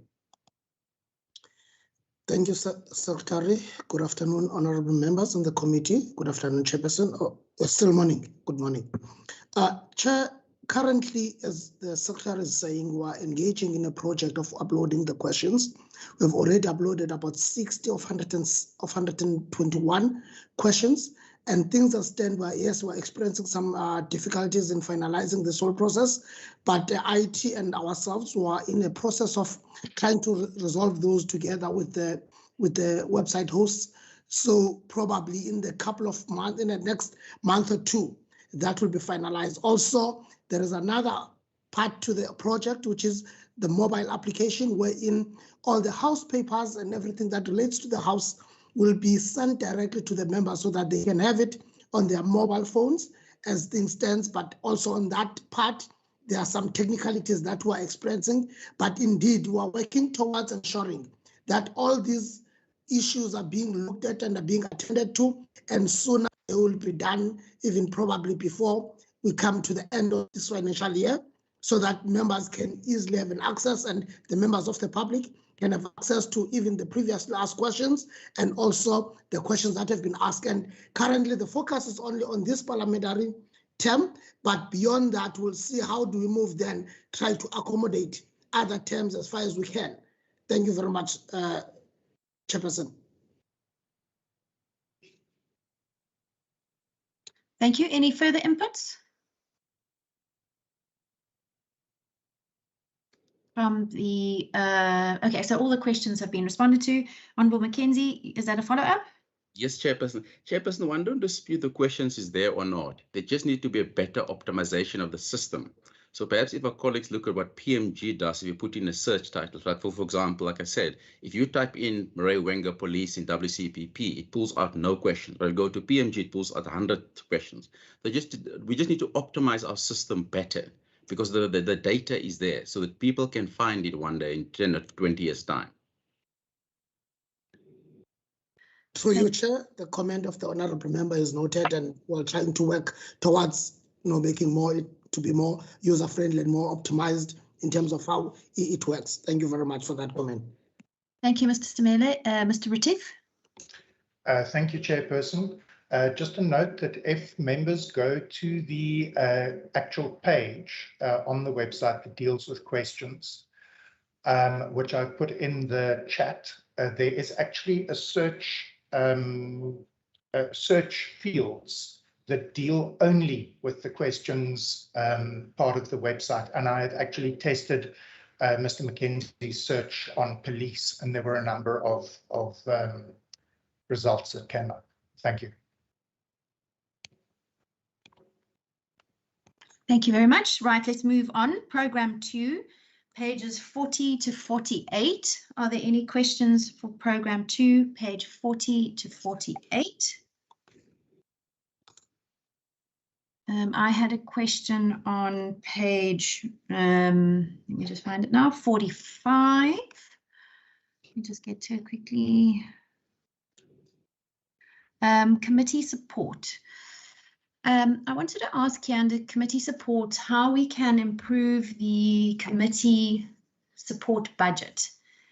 We know that in the year under review, and although it was a very difficult year with COVID and there were exceptional circumstances, even in spite of that, and we do understand that there were budget limitations, some of the workshops had to be scaled down, as were some of the oversight visits. But yet we also see there is an underspend in the institution. And I'd like to ask if this could perhaps be reviewed, please, so that the committees can have additional support to be able to perform their oversight functions. Then I see Honourable Lecker. Thank you. Thank you, Chairperson. Chair, mine is on page 41 on plenary support. And given that this decision are made by the support staff on legislature, is it possible that we could see the totals per party in the future? But also, one would have noted that table says 35 interpellations were debated. Can we get an indication as to how many of these 35 were from a particular party, and maybe how many questions came from a specific party. You said that from page 41 until what page, Chair? From page 40 to 48. Okay, no, it's fine. I'll pause there, Chair. Thank you. Thank you. Over to you, Mr. Secretary. Chairperson, thank you, Chairperson. Maybe just if I can deal with Honourable Lekker's question. I think the information would be available, so it shouldn't be problematic for us to add another column and then to deal with it per party also in terms of the numbers as per the table on page 41. Chairperson, your question, Chairperson, with regards to the committee budgets. What we are doing in the administration is, other than seeing where we could augment the committee budgets, and this has been as on request from a convened meeting of committee chairpersons, is to look at where committees could also benefit from other work happening within the institution. The matter of social media advertising was one of those matters that had been raised. So we are looking at all options in terms of how we could assist the work of committees through work that is also being done in other areas. Chairpersons, we probably need to get to a stage where we make the tough decisions in terms of where we provide additional funding for. And what areas we are comfortable with downscaling the work on. I think from our strategic planning session earlier this year, we had identified, for example, that the committee work is an important area for us to look at. Well, in fact, all of the core business areas, and IT in enabling that work of the core business areas also falls within one of those critical areas that we would want to put additional funding for. Chairperson, with regards to well, I think I've answered both of those questions. Chairperson, what we've also agreed with is that we should probably get committee chairpersons involved earlier with regards to budgets while we are still planning those budgets for new financial years, so that committee chairpersons also have some insights into what are the challenges with budgeting, but also provide some input in terms of the work that they anticipate for the work of the committees that they are chairing. Thank you, Chairperson. Thank you very much, Mr. Secretary. If those are all the questions answered, then let's move on to Programme 3. I'll now take questions from page 48 to 59. 48 to 59. I had a question on page 51, if I could just get there quickly.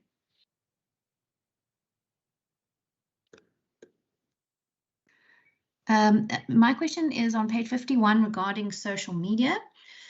I'd like to ask if we could look at incorporating social media into our operations in terms of the committees. So, for example, I think it would be a nice innovation for committees being able to pay for advertising on social media, not just in the traditional media, for the purposes of its public hearings and outreach, as this gives committees additional tools to reach more residents and citizens in the province. And I wonder if that's perhaps something that could be looked into in the next financial year. And then the second question, also on social media, is to ask whether the WCPP has considered broadening its social media footprint onto more platforms. Then I see Honourable Lekker. Thank you, Chairperson. Mine is on page 51, but also be dealing with something in page 56 and under international relations policy. And I want to know which other legislature in the country has an international relations strategy. Does the National Parliament have an international relations strategy, and concerns also maybe that should be expressed about an international relations strategy, given that international relations is a national and not a provincial competence, like we can see the influence that Israel has in sneaking in through the back doors. And then on page 56, Chair, table 11.3.6 under annual performance, there's a planned target of 5% year-on-year increase. And in the meantime, we are bombarded by the COVID-19. And one would think that much more emphasis would be placed on achieving a better social media presence for the legislature, if this was not the case. But also in program 3 on public engagement, the target was not achieved. And there seems to have been a year-on-year decrease, like we've observed that one of 7.3. And can you see the reason why there was a technical glitches and how many of these glitches are to be prevented in the near future? Thank you, Chairperson. Thank you, Honourable Lecker. Honourable Mackenzie. Thank you, Chair. Chairperson, just under stakeholder management, we know obviously for the year under review, things were tight and Parliament was closed like many places in the country. Now that we're under level 1 going forward, are we going to open Parliament? Are we going to engage like we had in the past, educational sessions, arranging people to come visit Parliament and come to the auditorium? For the year going forward, is that under level 1? In the past, we're level 4 and 3 and 5. Now we're on level 1. Are we able to invite people to come to Parliament, basically? Thanks. Thank you. If those are all the questions for that program, then I'll hand over to the Secretary.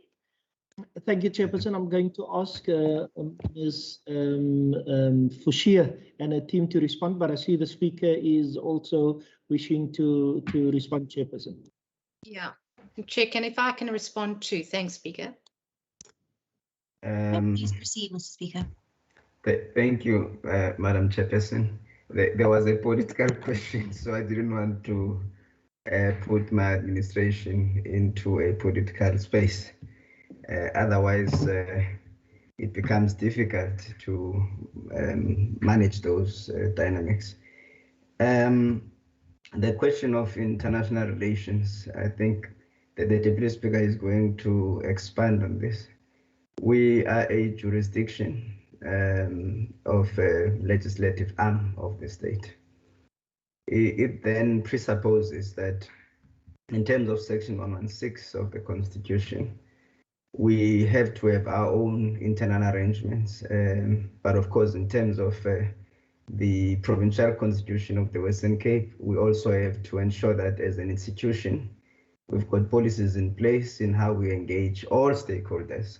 So the issue of intra-parliamentary relations and obviously the inter-parliamentary relations, and that means locally, domestically, and of course the issue of regional and in the diaspora, as much as we do globally with other international players. We've got a responsibility to have policies in place to deal with that. And as such, this term, I have tasked the Deputy Speaker to, on behalf of my office, to lead this particular component in order to ensure that we are focused as Parliament, that we've got a clear approach in how we engage the stakeholders, especially the diplomatic corps and the consular corps in the whole space, the whole environment of international relations. So it's not peculiar, therefore, that this Parliament does, but we do not obviously have any view on what other parliaments do, but we see them. For instance, we just came back from CPA, which is Commonwealth Parliamentary Association. Many of other parliaments, where they are always there, they attend as legislators, as the sub-region, sub-branches of CPA.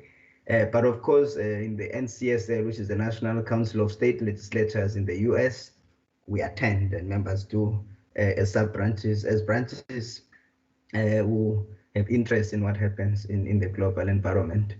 But on individual countries and particularly what has been raised on Palestine, on Israel and the comment, we as Parliament, I do not think that there is It's actually a place that we should entertain, to say people come through back door or front door. I think it is, I'm sure it remains a view of Honorable Leke, or the party that she represents. But as Parliament, we think all stakeholders are equally important, and we engage them. And of course, if there's something that is untoward that needs to be engaged on, there's a program and there's a platform, and that is the House, following the standing rules to deal with those matters, as we've always done, robustly in Parliament, using the necessary platforms that exist. Deputy Speaker. Thank you very much, Speaker. Thank you, Chair. I think what's very important is I sit on the Speakers Forum in the subcommittee called International Relations. So International Relations sits front and center in as a subcommittee of the Speakers Forum. We have developed an international framework which will be rolled out in the 6th Parliament. This consists of the IR strategy policy statement, the IR policy, and the IR travel plan. And maybe the other legislatures won't have it in such detail, but they certainly will have some kind of framework in which to be able to access or utilize international travelers traveling amongst their members. And it really is about having a clear-cut process on how we deal with international relations, which is becoming more and more important. An added function of international relations is not just overseas travel and organizations such as the Commonwealth Parliament and the National Council of State Legislatures, but it is because we need to engage with our diplomats, both in Cape Town, our ambassadors, around key issues. In the end of the day, globalization exists. We are not an island as South Africa. We're not an island as the Western Cape. We are interconnected and connected globally. And it is our job as public representatives, as it is across the world, to engage with international dignitaries, to welcome international dignitaries here, to play a vital role in our relationship with the international space. So this is not something around the back door. It is very much within the Speakers Forum function, of which I sit on that subcommittee. Thank you very much, Chair and Speaker. Thank you. Mr. Secretary, I believe there's still a few more questions that need answers. Yes, thank you, Chairperson. I hand over to Ms. Forshia and her team. Thank you, Chair. Thank you. Thank you. Thank you very much, Secretary. Thank you, Chairperson. With regards to the question of social media advertising, the WCPP is incredibly keen to do that. We understand that we can reach a much broader audience with a lot less funding. We are, however, running ourselves into the wall of the FAMPLA regulations. The Financial Management of Parliament and the Provincial Legislatures Act has regulations that apply specifically to supply chain management, which indicates that we have to have quotations, which you cannot get for social media advertising, and it can only be purchased via credit card, which we are prohibited from doing. But we have been, since I almost want to say the latter part of last year, been in discussions as an SMT on how we can overcome that. We are liaising with Porsche at corporate communication in the Department of the Premier. They've got a big marketing agency through which they do that, which is also not feasible for WCPP. As a matter of fact, we have a special SMT meeting tomorrow where this item is on the agenda. So we are committed to getting it done. What we are just trying to see is how we can do it within the financial management regulations of the legislation that governs our finances. But we're definitely very keen for that. Madam Chair, we are always keen on broadening our social media footprint. At the moment, apart from the website, we have a Facebook, Instagram, and Twitter, and also certain specific television channels and then obviously our normal link with community radios, etc. We are constantly scanning for social media platforms that will fall inside our audience and for which we would have the required resources. Our resources are a bit thinly stretched at the moment, but we are constantly paying attention to that. I think this speaker and the deputy speaker have addressed the issue of the international relations strategy and the national provincial competence. Then further, Madam Chair, for Honourable Lekker's question with regards to the social media increase, our target was 5% and we had achieved 16%.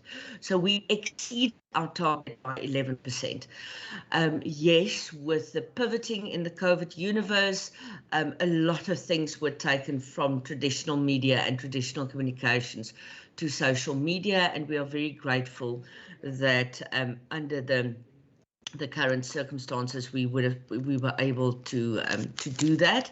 In terms of the website, there was a technical problem that occurred on the side of the service provider of the website. We have, with the appointment of the new service provider, been able to iron that technical problem out. So that is no longer there, and we have seen the website hits go back to the normal levels that we had before the glitch had arisen. Honourable Lekker, in terms of the 75 public education and outreach initiatives, that was a huge impact by COVID, especially with the hard lockdown where we could literally do nothing of the sort. We have tried to do as much virtually as possible, and as the levels opened up, try to make sure that we catch up on some of these workshops. We have had to have smaller numbers and bigger venues, which also impacted on our cost. But we've also made a conscious decision in terms of the strategic planning of the WCPP at the start of the 6th Parliament in 2019, that we want to shift the focus, which we've had for the last 20 years, on public education into meaningful public engagement. So we are aiming at having more meaningful sessions with the public than just having public education and outreach workshops. In terms of the question from Honourable Mackenzie regarding our progressing in terms of the risk-adjusted strategy levels, we are now on lockdown level 1. It does allow us a bit more freedom in terms of having people come to WCPP. We are accommodating people in very small groups. Remember, we still have the logistical problem of only 4 people in an elevator, which is still part of the regulation. So groups of 20 and 15 is unmanageable, but smaller groups we can definitely start to accommodate now. But we will make very, very sure through our compliance officer that all COVID-19 regulations are complied with, and that where we have gathering social distancing is complied with, and if we have any catering, that it complies with the pre-packaged, etc., that we agreed upon. So we can start at this point, Honourable Mackenzie, to start looking at smaller groups. I know that I'm not sure whether it was the Children's Commissioner, James would be able to assist me, that asked for 5 people to be taken on a tour of the building, and we gladly would do that. But it would have to be very, very small groups that will be very tightly managed. And obviously we will move with the risk-adjusted levels. The chairperson earlier alluded to the 4th wave, and I saw PwC predicted December, January, February, but we will obviously have to adjust with that. Thank you, Madam Chair.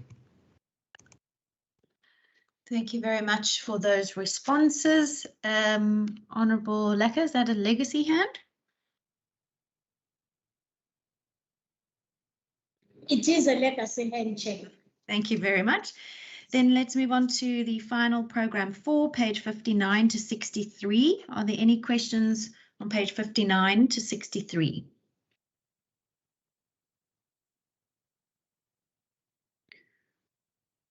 Does not appear that there are any questions there. Then let's move on to part C of the annual report. I'm going to then get to the correct page. Part C, let's start then, which is governance. Let's start on page 64 to 66. Are there any questions, page 4 to 66? If there are none, then let's move on to the next section dealing with fraud and corruption, the code of conduct, rules, etc. Page 67 to 69. Are there any questions from page 67 to 69? Honourable Mackenzie. Thank you, Chair. This was on page 68, 17.3, business continuity plan. We've seen the recent unrest in the country as has brought this topic quite about. And I just want to find out, have Parliament adjusted their business continuity plan in case where all staff members or anyone had to be working off-site for whatever reason? Thank you. Thank you. And then just a comment to the Secretary is aware that there is an error with the names of the whips from the DA that have been reported on page 69, which will be corrected. Then that leaves with only one question, and I'll hand over to you, Mr. Secretary. Chairperson, thank you. I'm going to ask Ms. Fouchier and Mr. Doman to respond to the question of Honourable Mackenzie. Thank you, ma'am. Thank you very much, Secretary. Through you, Mr. Chair. Mr. Doman, are you available to take that question, sir? Yes, thank you, Sunal. Through you, Chair. The WCPP Business Continuity Plan has been updated this year to make provision for communicable diseases and also to deal with the issue of staff working from home.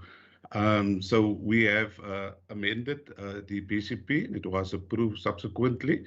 We also have linked to that a work from home policy that covers the issues of BCP. Thank you, Chair.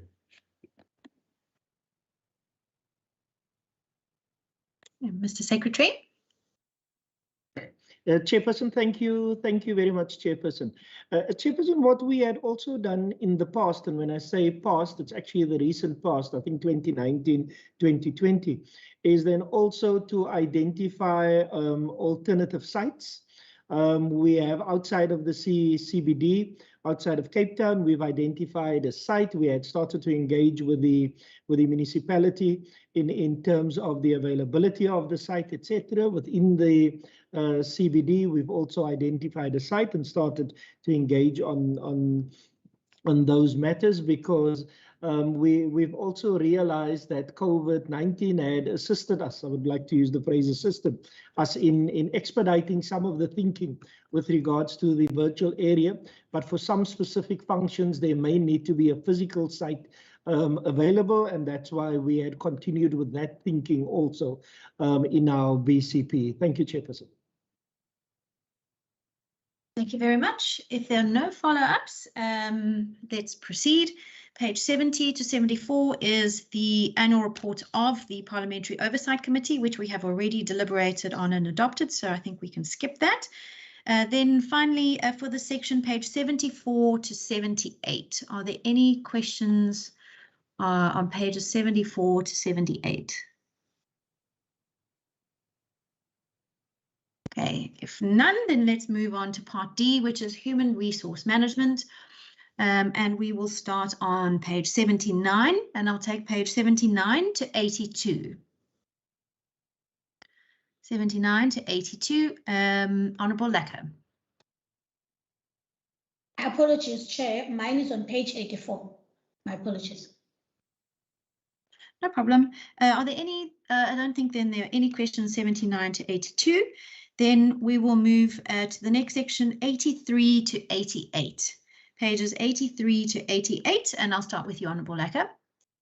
Thank you, Chairperson. Table 28.2.2 under personnel costs by gender, Chairperson. I have noted that males are paid more than females are being paid.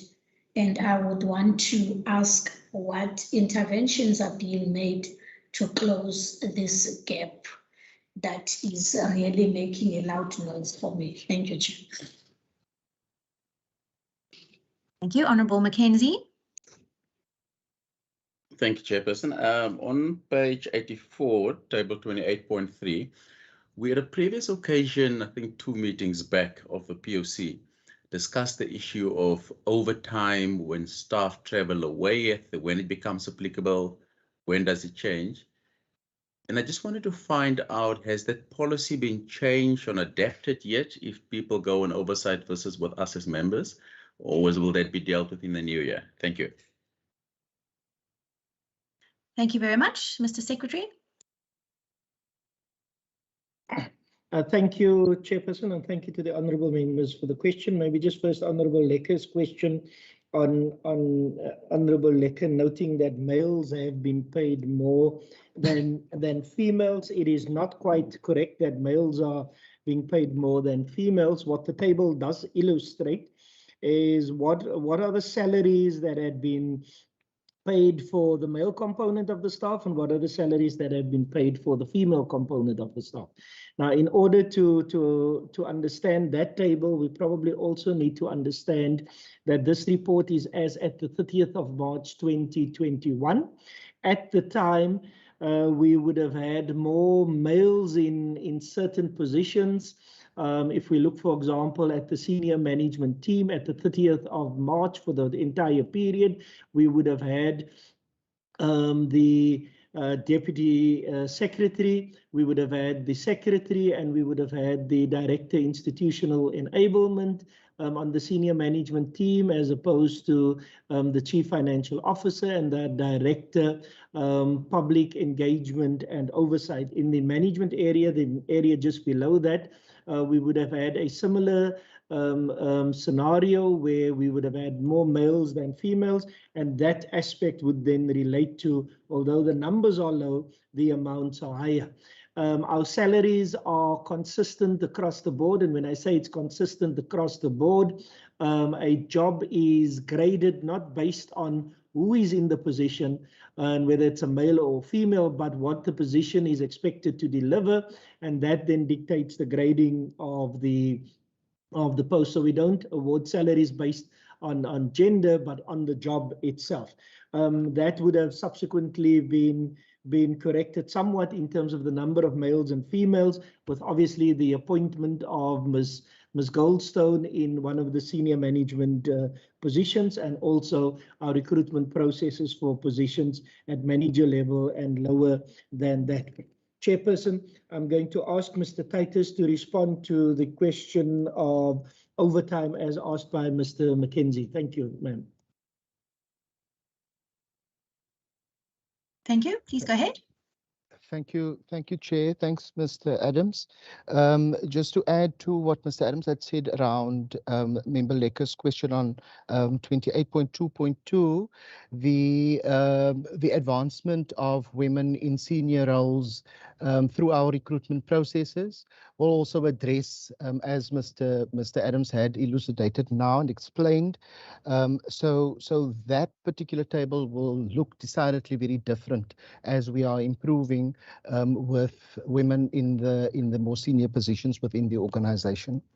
As regards the overtime policy and the question from Member Mackenzie, we are at a very advanced stage of the revision of the overtime policy. As we have communicated with the POC previously, with our current work from home policy, we do not pay overtime. I think it has taken us quite a bit of time to explain to in our consultations with organized labor the issues around overtime, and for what we can claim and for what we cannot claim.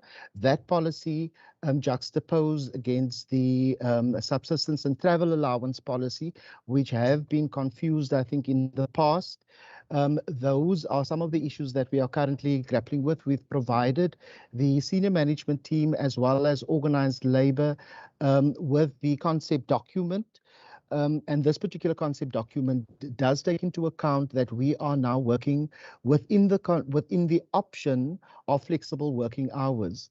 And so we are distinguishing between planned hours beyond the formal hours of the workplace. And previously, members would know that previously our hours have really been very rigid. Starting at, let's say, 7:30 until 4 o'clock. What we are saying now is what we have learned from the COVID-19 context is that we can manage flexibility, and overtime can only, not must, may be paid beyond the 8 hours worked with the normal 8 hours worked. It is not a benefit that people necessarily have access to. And I think that is an important point that we want to make at this particular juncture. The administration is required to provide the kind of support to members, and that kind of support is dictated by the Programming Authority's program. And so we can plan our schedules and our contact time and the support that we need to be providing, whether that is through oversight or whether it's committee meetings, etc. We can plan that. And it is possible to do that within the context of our flexible working hours policy as well. Part of what we are also looking at, Chair, is that we need to be compliant with the Basic Conditions of Employment Act. And part of what we are looking at is also getting normalization within the organization when it comes to contact time and the kind of services that we need to be rendering to members of Parliament. Thank you, Chair. That's all from my side. Thank you. Anything further? Honourable Lekker, is that a follow-up?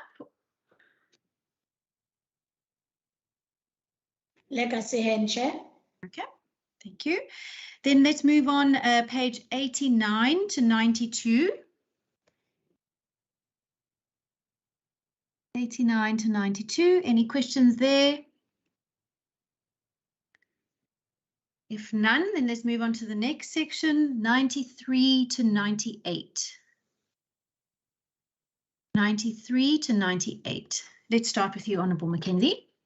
Thank you, Chair. On page 93, under 34.1.2, the note there, demographical details cannot be provided as confidentiality can no longer be guaranteed. If you can just get an explanation for that line, please. Thank you.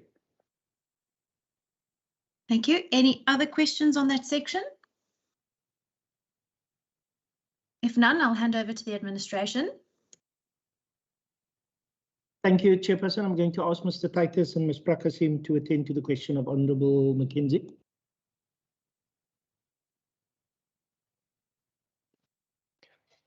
Thank you, Chair.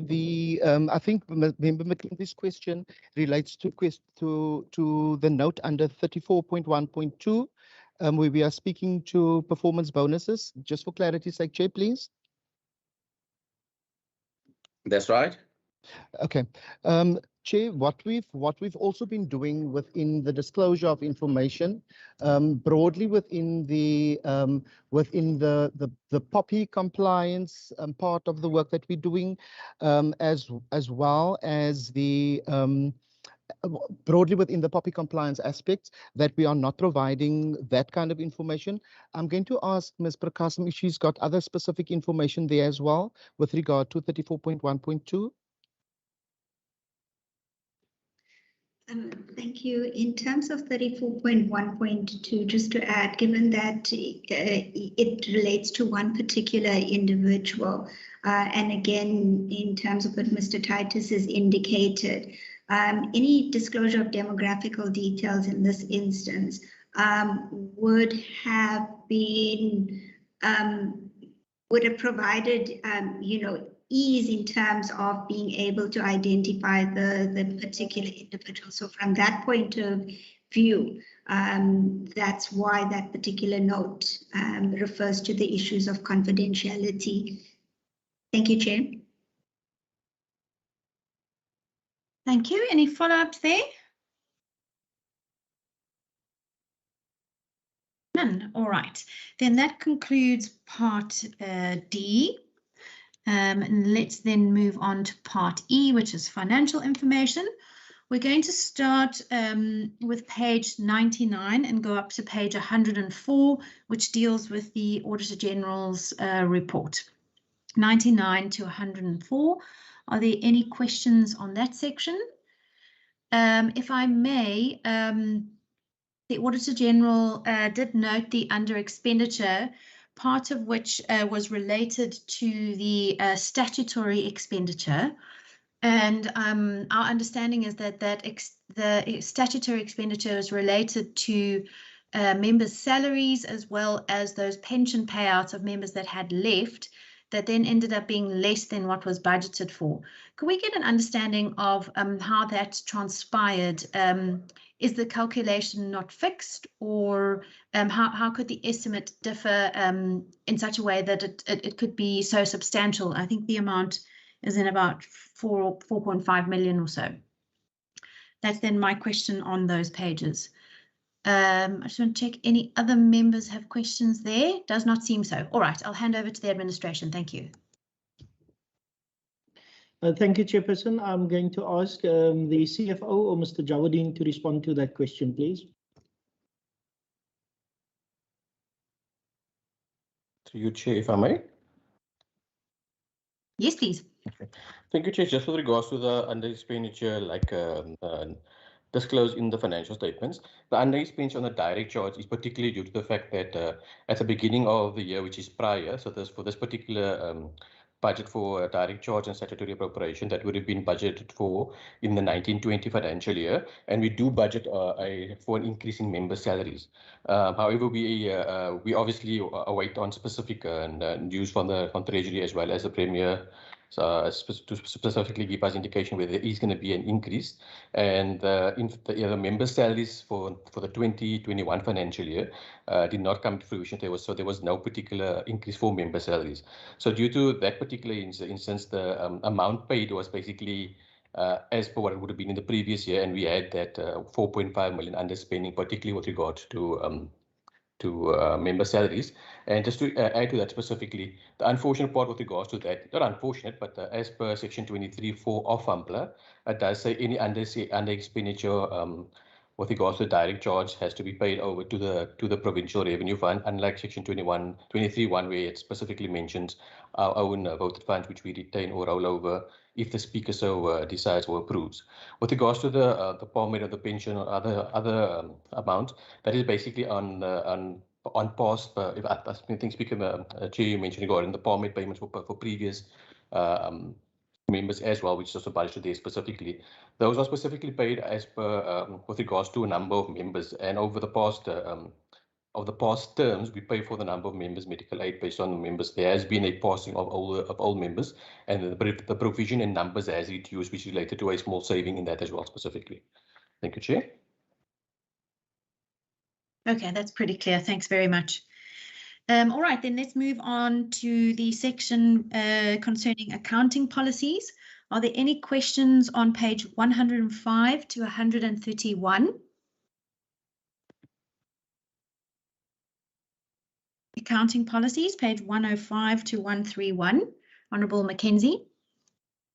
Thank you, Chairperson. Chairperson, apologies if I missed it in the Auditor General's briefing earlier on, but 2020's figures are restated. Can we just get an indication as to why?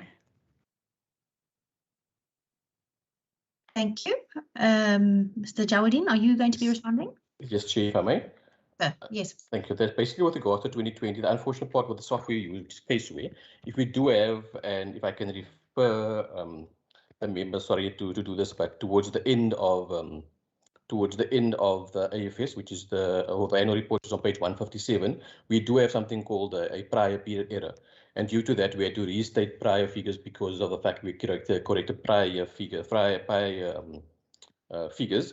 And because of the fact that if we do restate it, the software we use puts that restated part on 2020 for all the headings specifically. So that's mainly the fact that we had a prior period error within the financial statements where we corrected those figures in the prior year, which basically then means the 2020 figures has been restated, particularly just for that prior period error. Thank you. Is that a follow-up, Honourable Mackenzie? Yes, I just want to classify. Is that the 750,000 rand? Through you, Chair, correct, yes. Okay, thank you. Sorted. All right, then the final section, which are the notes, page 132 to 157. Page 132 to 157, and those are the notes to the annual financial statement. Any questions there?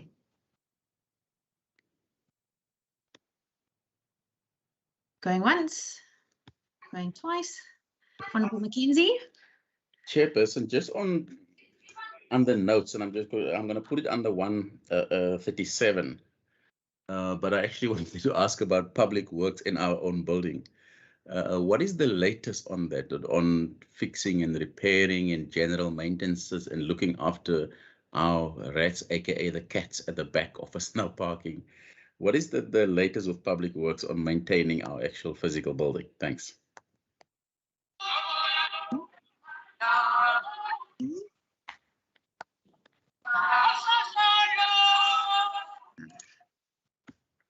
I'm just muting participants here. Who's going to be responding to that question? Chairperson, I'm going to ask Mr. Titus and Ms. Fushia to respond to that question, Chairperson. Thank you. Thank you, Madam Chair. If I may start from our side, this is a competence that is shared between the directorates run by myself and Mr. Titus, as we have security and precinct management on our side and logistical services that deals with building maintenance on the other side. So it does straddle both of us. What I can report from our side is that we entered into the service delivery agreement with DTPW, which makes provision for us to have certain agreed timeframes for turnaround time and response to general queries. And we have now got a system of escalation where we can escalate matters up. I know that we've had long-standing issues like the boom that is. I see it's working now, but then in 2 months' time it won't be working again, etc. But we also have regular meetings with DTPW to raise such matters. I would just hand over to Mr. Titus. I think that's more the actual maintenance schedules, etc. That's driven by logistical services. But at least we now have the backup of a service delivery agreement to give us some teeth, so that we're not just hapless residents. Thank you, Secretary. Thank you, Madam Chair. Thank you, Chair. Just to add to what Ms. Fushia has said now a moment ago, the service level agreement with DTPW is really assisting us in getting the timeframes as well as the requirements for service delivery to get that aligned.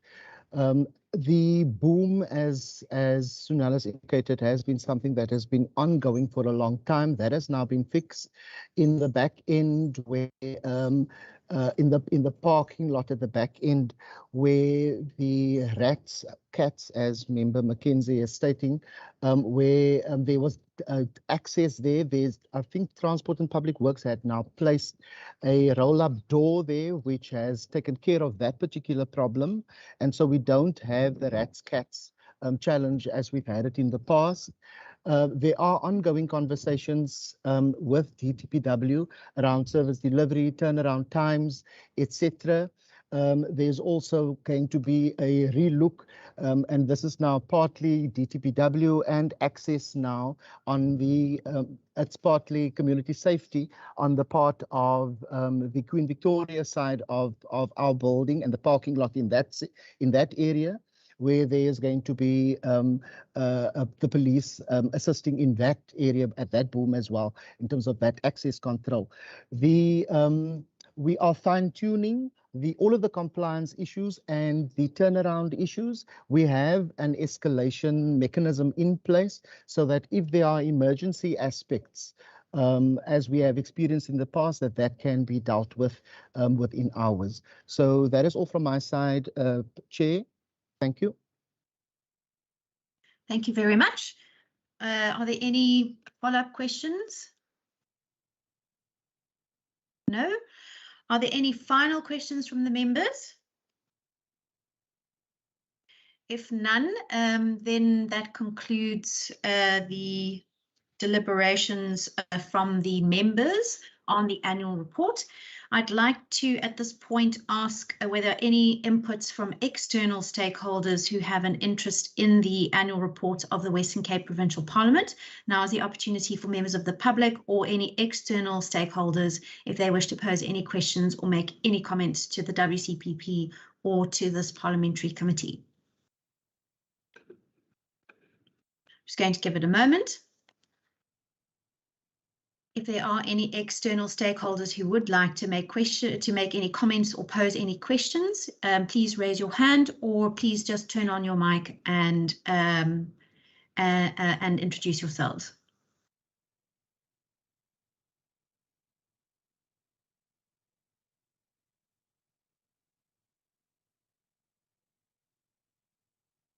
Does not appear that we have any inputs from external stakeholders or members of the public. So on that note, then, I think we can conclude the deliberations on the annual report of the Western Cape Provincial Parliament. I would like to then thank the institution, the Speaker, the Deputy Speaker, the Secretary, the management of the WCPP, as well as every staff member for the very hard work that you've done in the year under review, and of course being a very challenging year that all were faced. And I think it's quite exemplary that the Provincial Parliament of the Western Cape was able to function and indeed excel during COVID years when the world was upside down and we had to very quickly adapt and adopt to a new way of life. And I'd like to extend thanks on behalf of this committee for the work that you have done.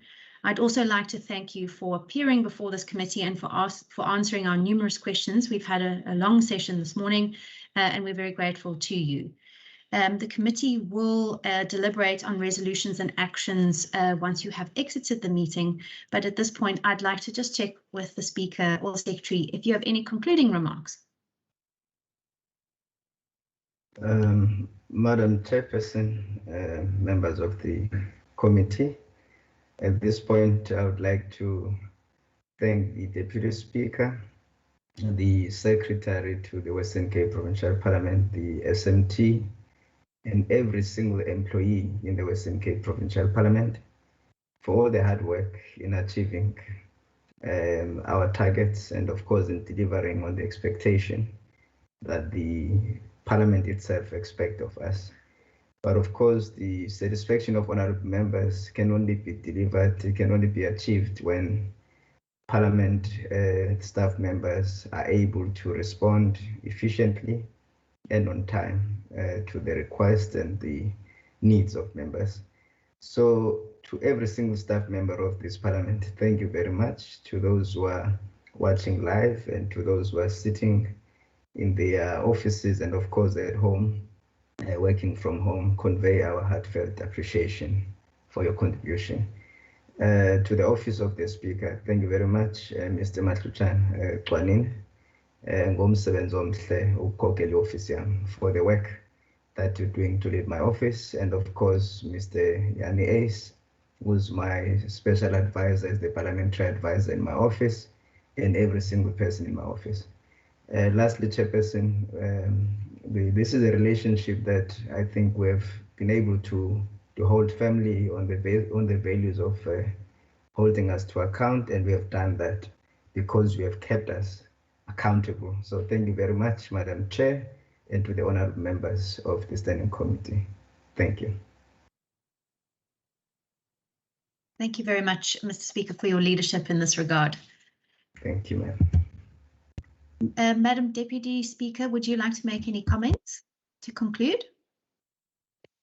Thanks, Chair, and to the Speaker, and just really to the entire administration.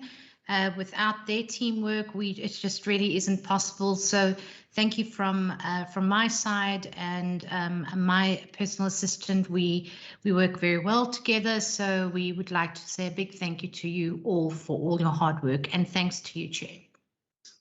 Thank you very much. And then finally, Mr. Secretary, any final remarks before we excuse the department?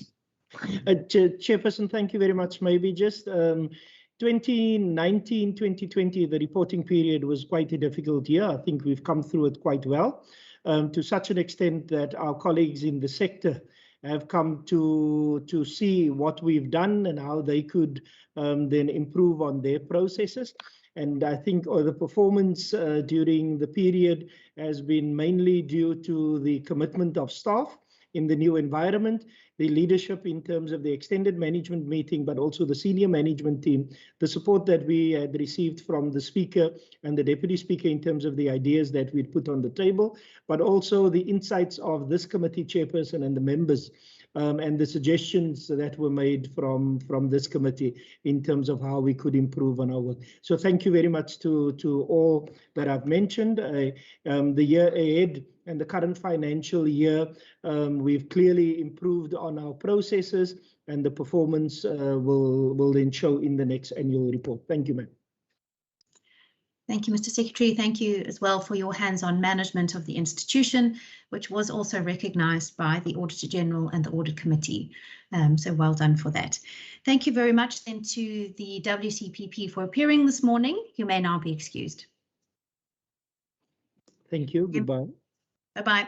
Members, please stay behind. We're going to have a look at some resolutions and actions. Goodbye, Chair.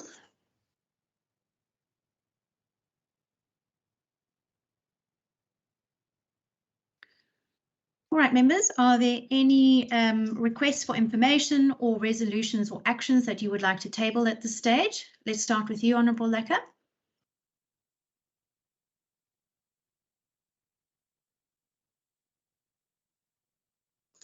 Honourable Lecker. Oh, thank you. My apologies, Chair. I did not switch on the mic. The administration in a question that I posed with reference to personnel cost by gender indicated that the situation might be different and that the situation is improving. Can we get some details of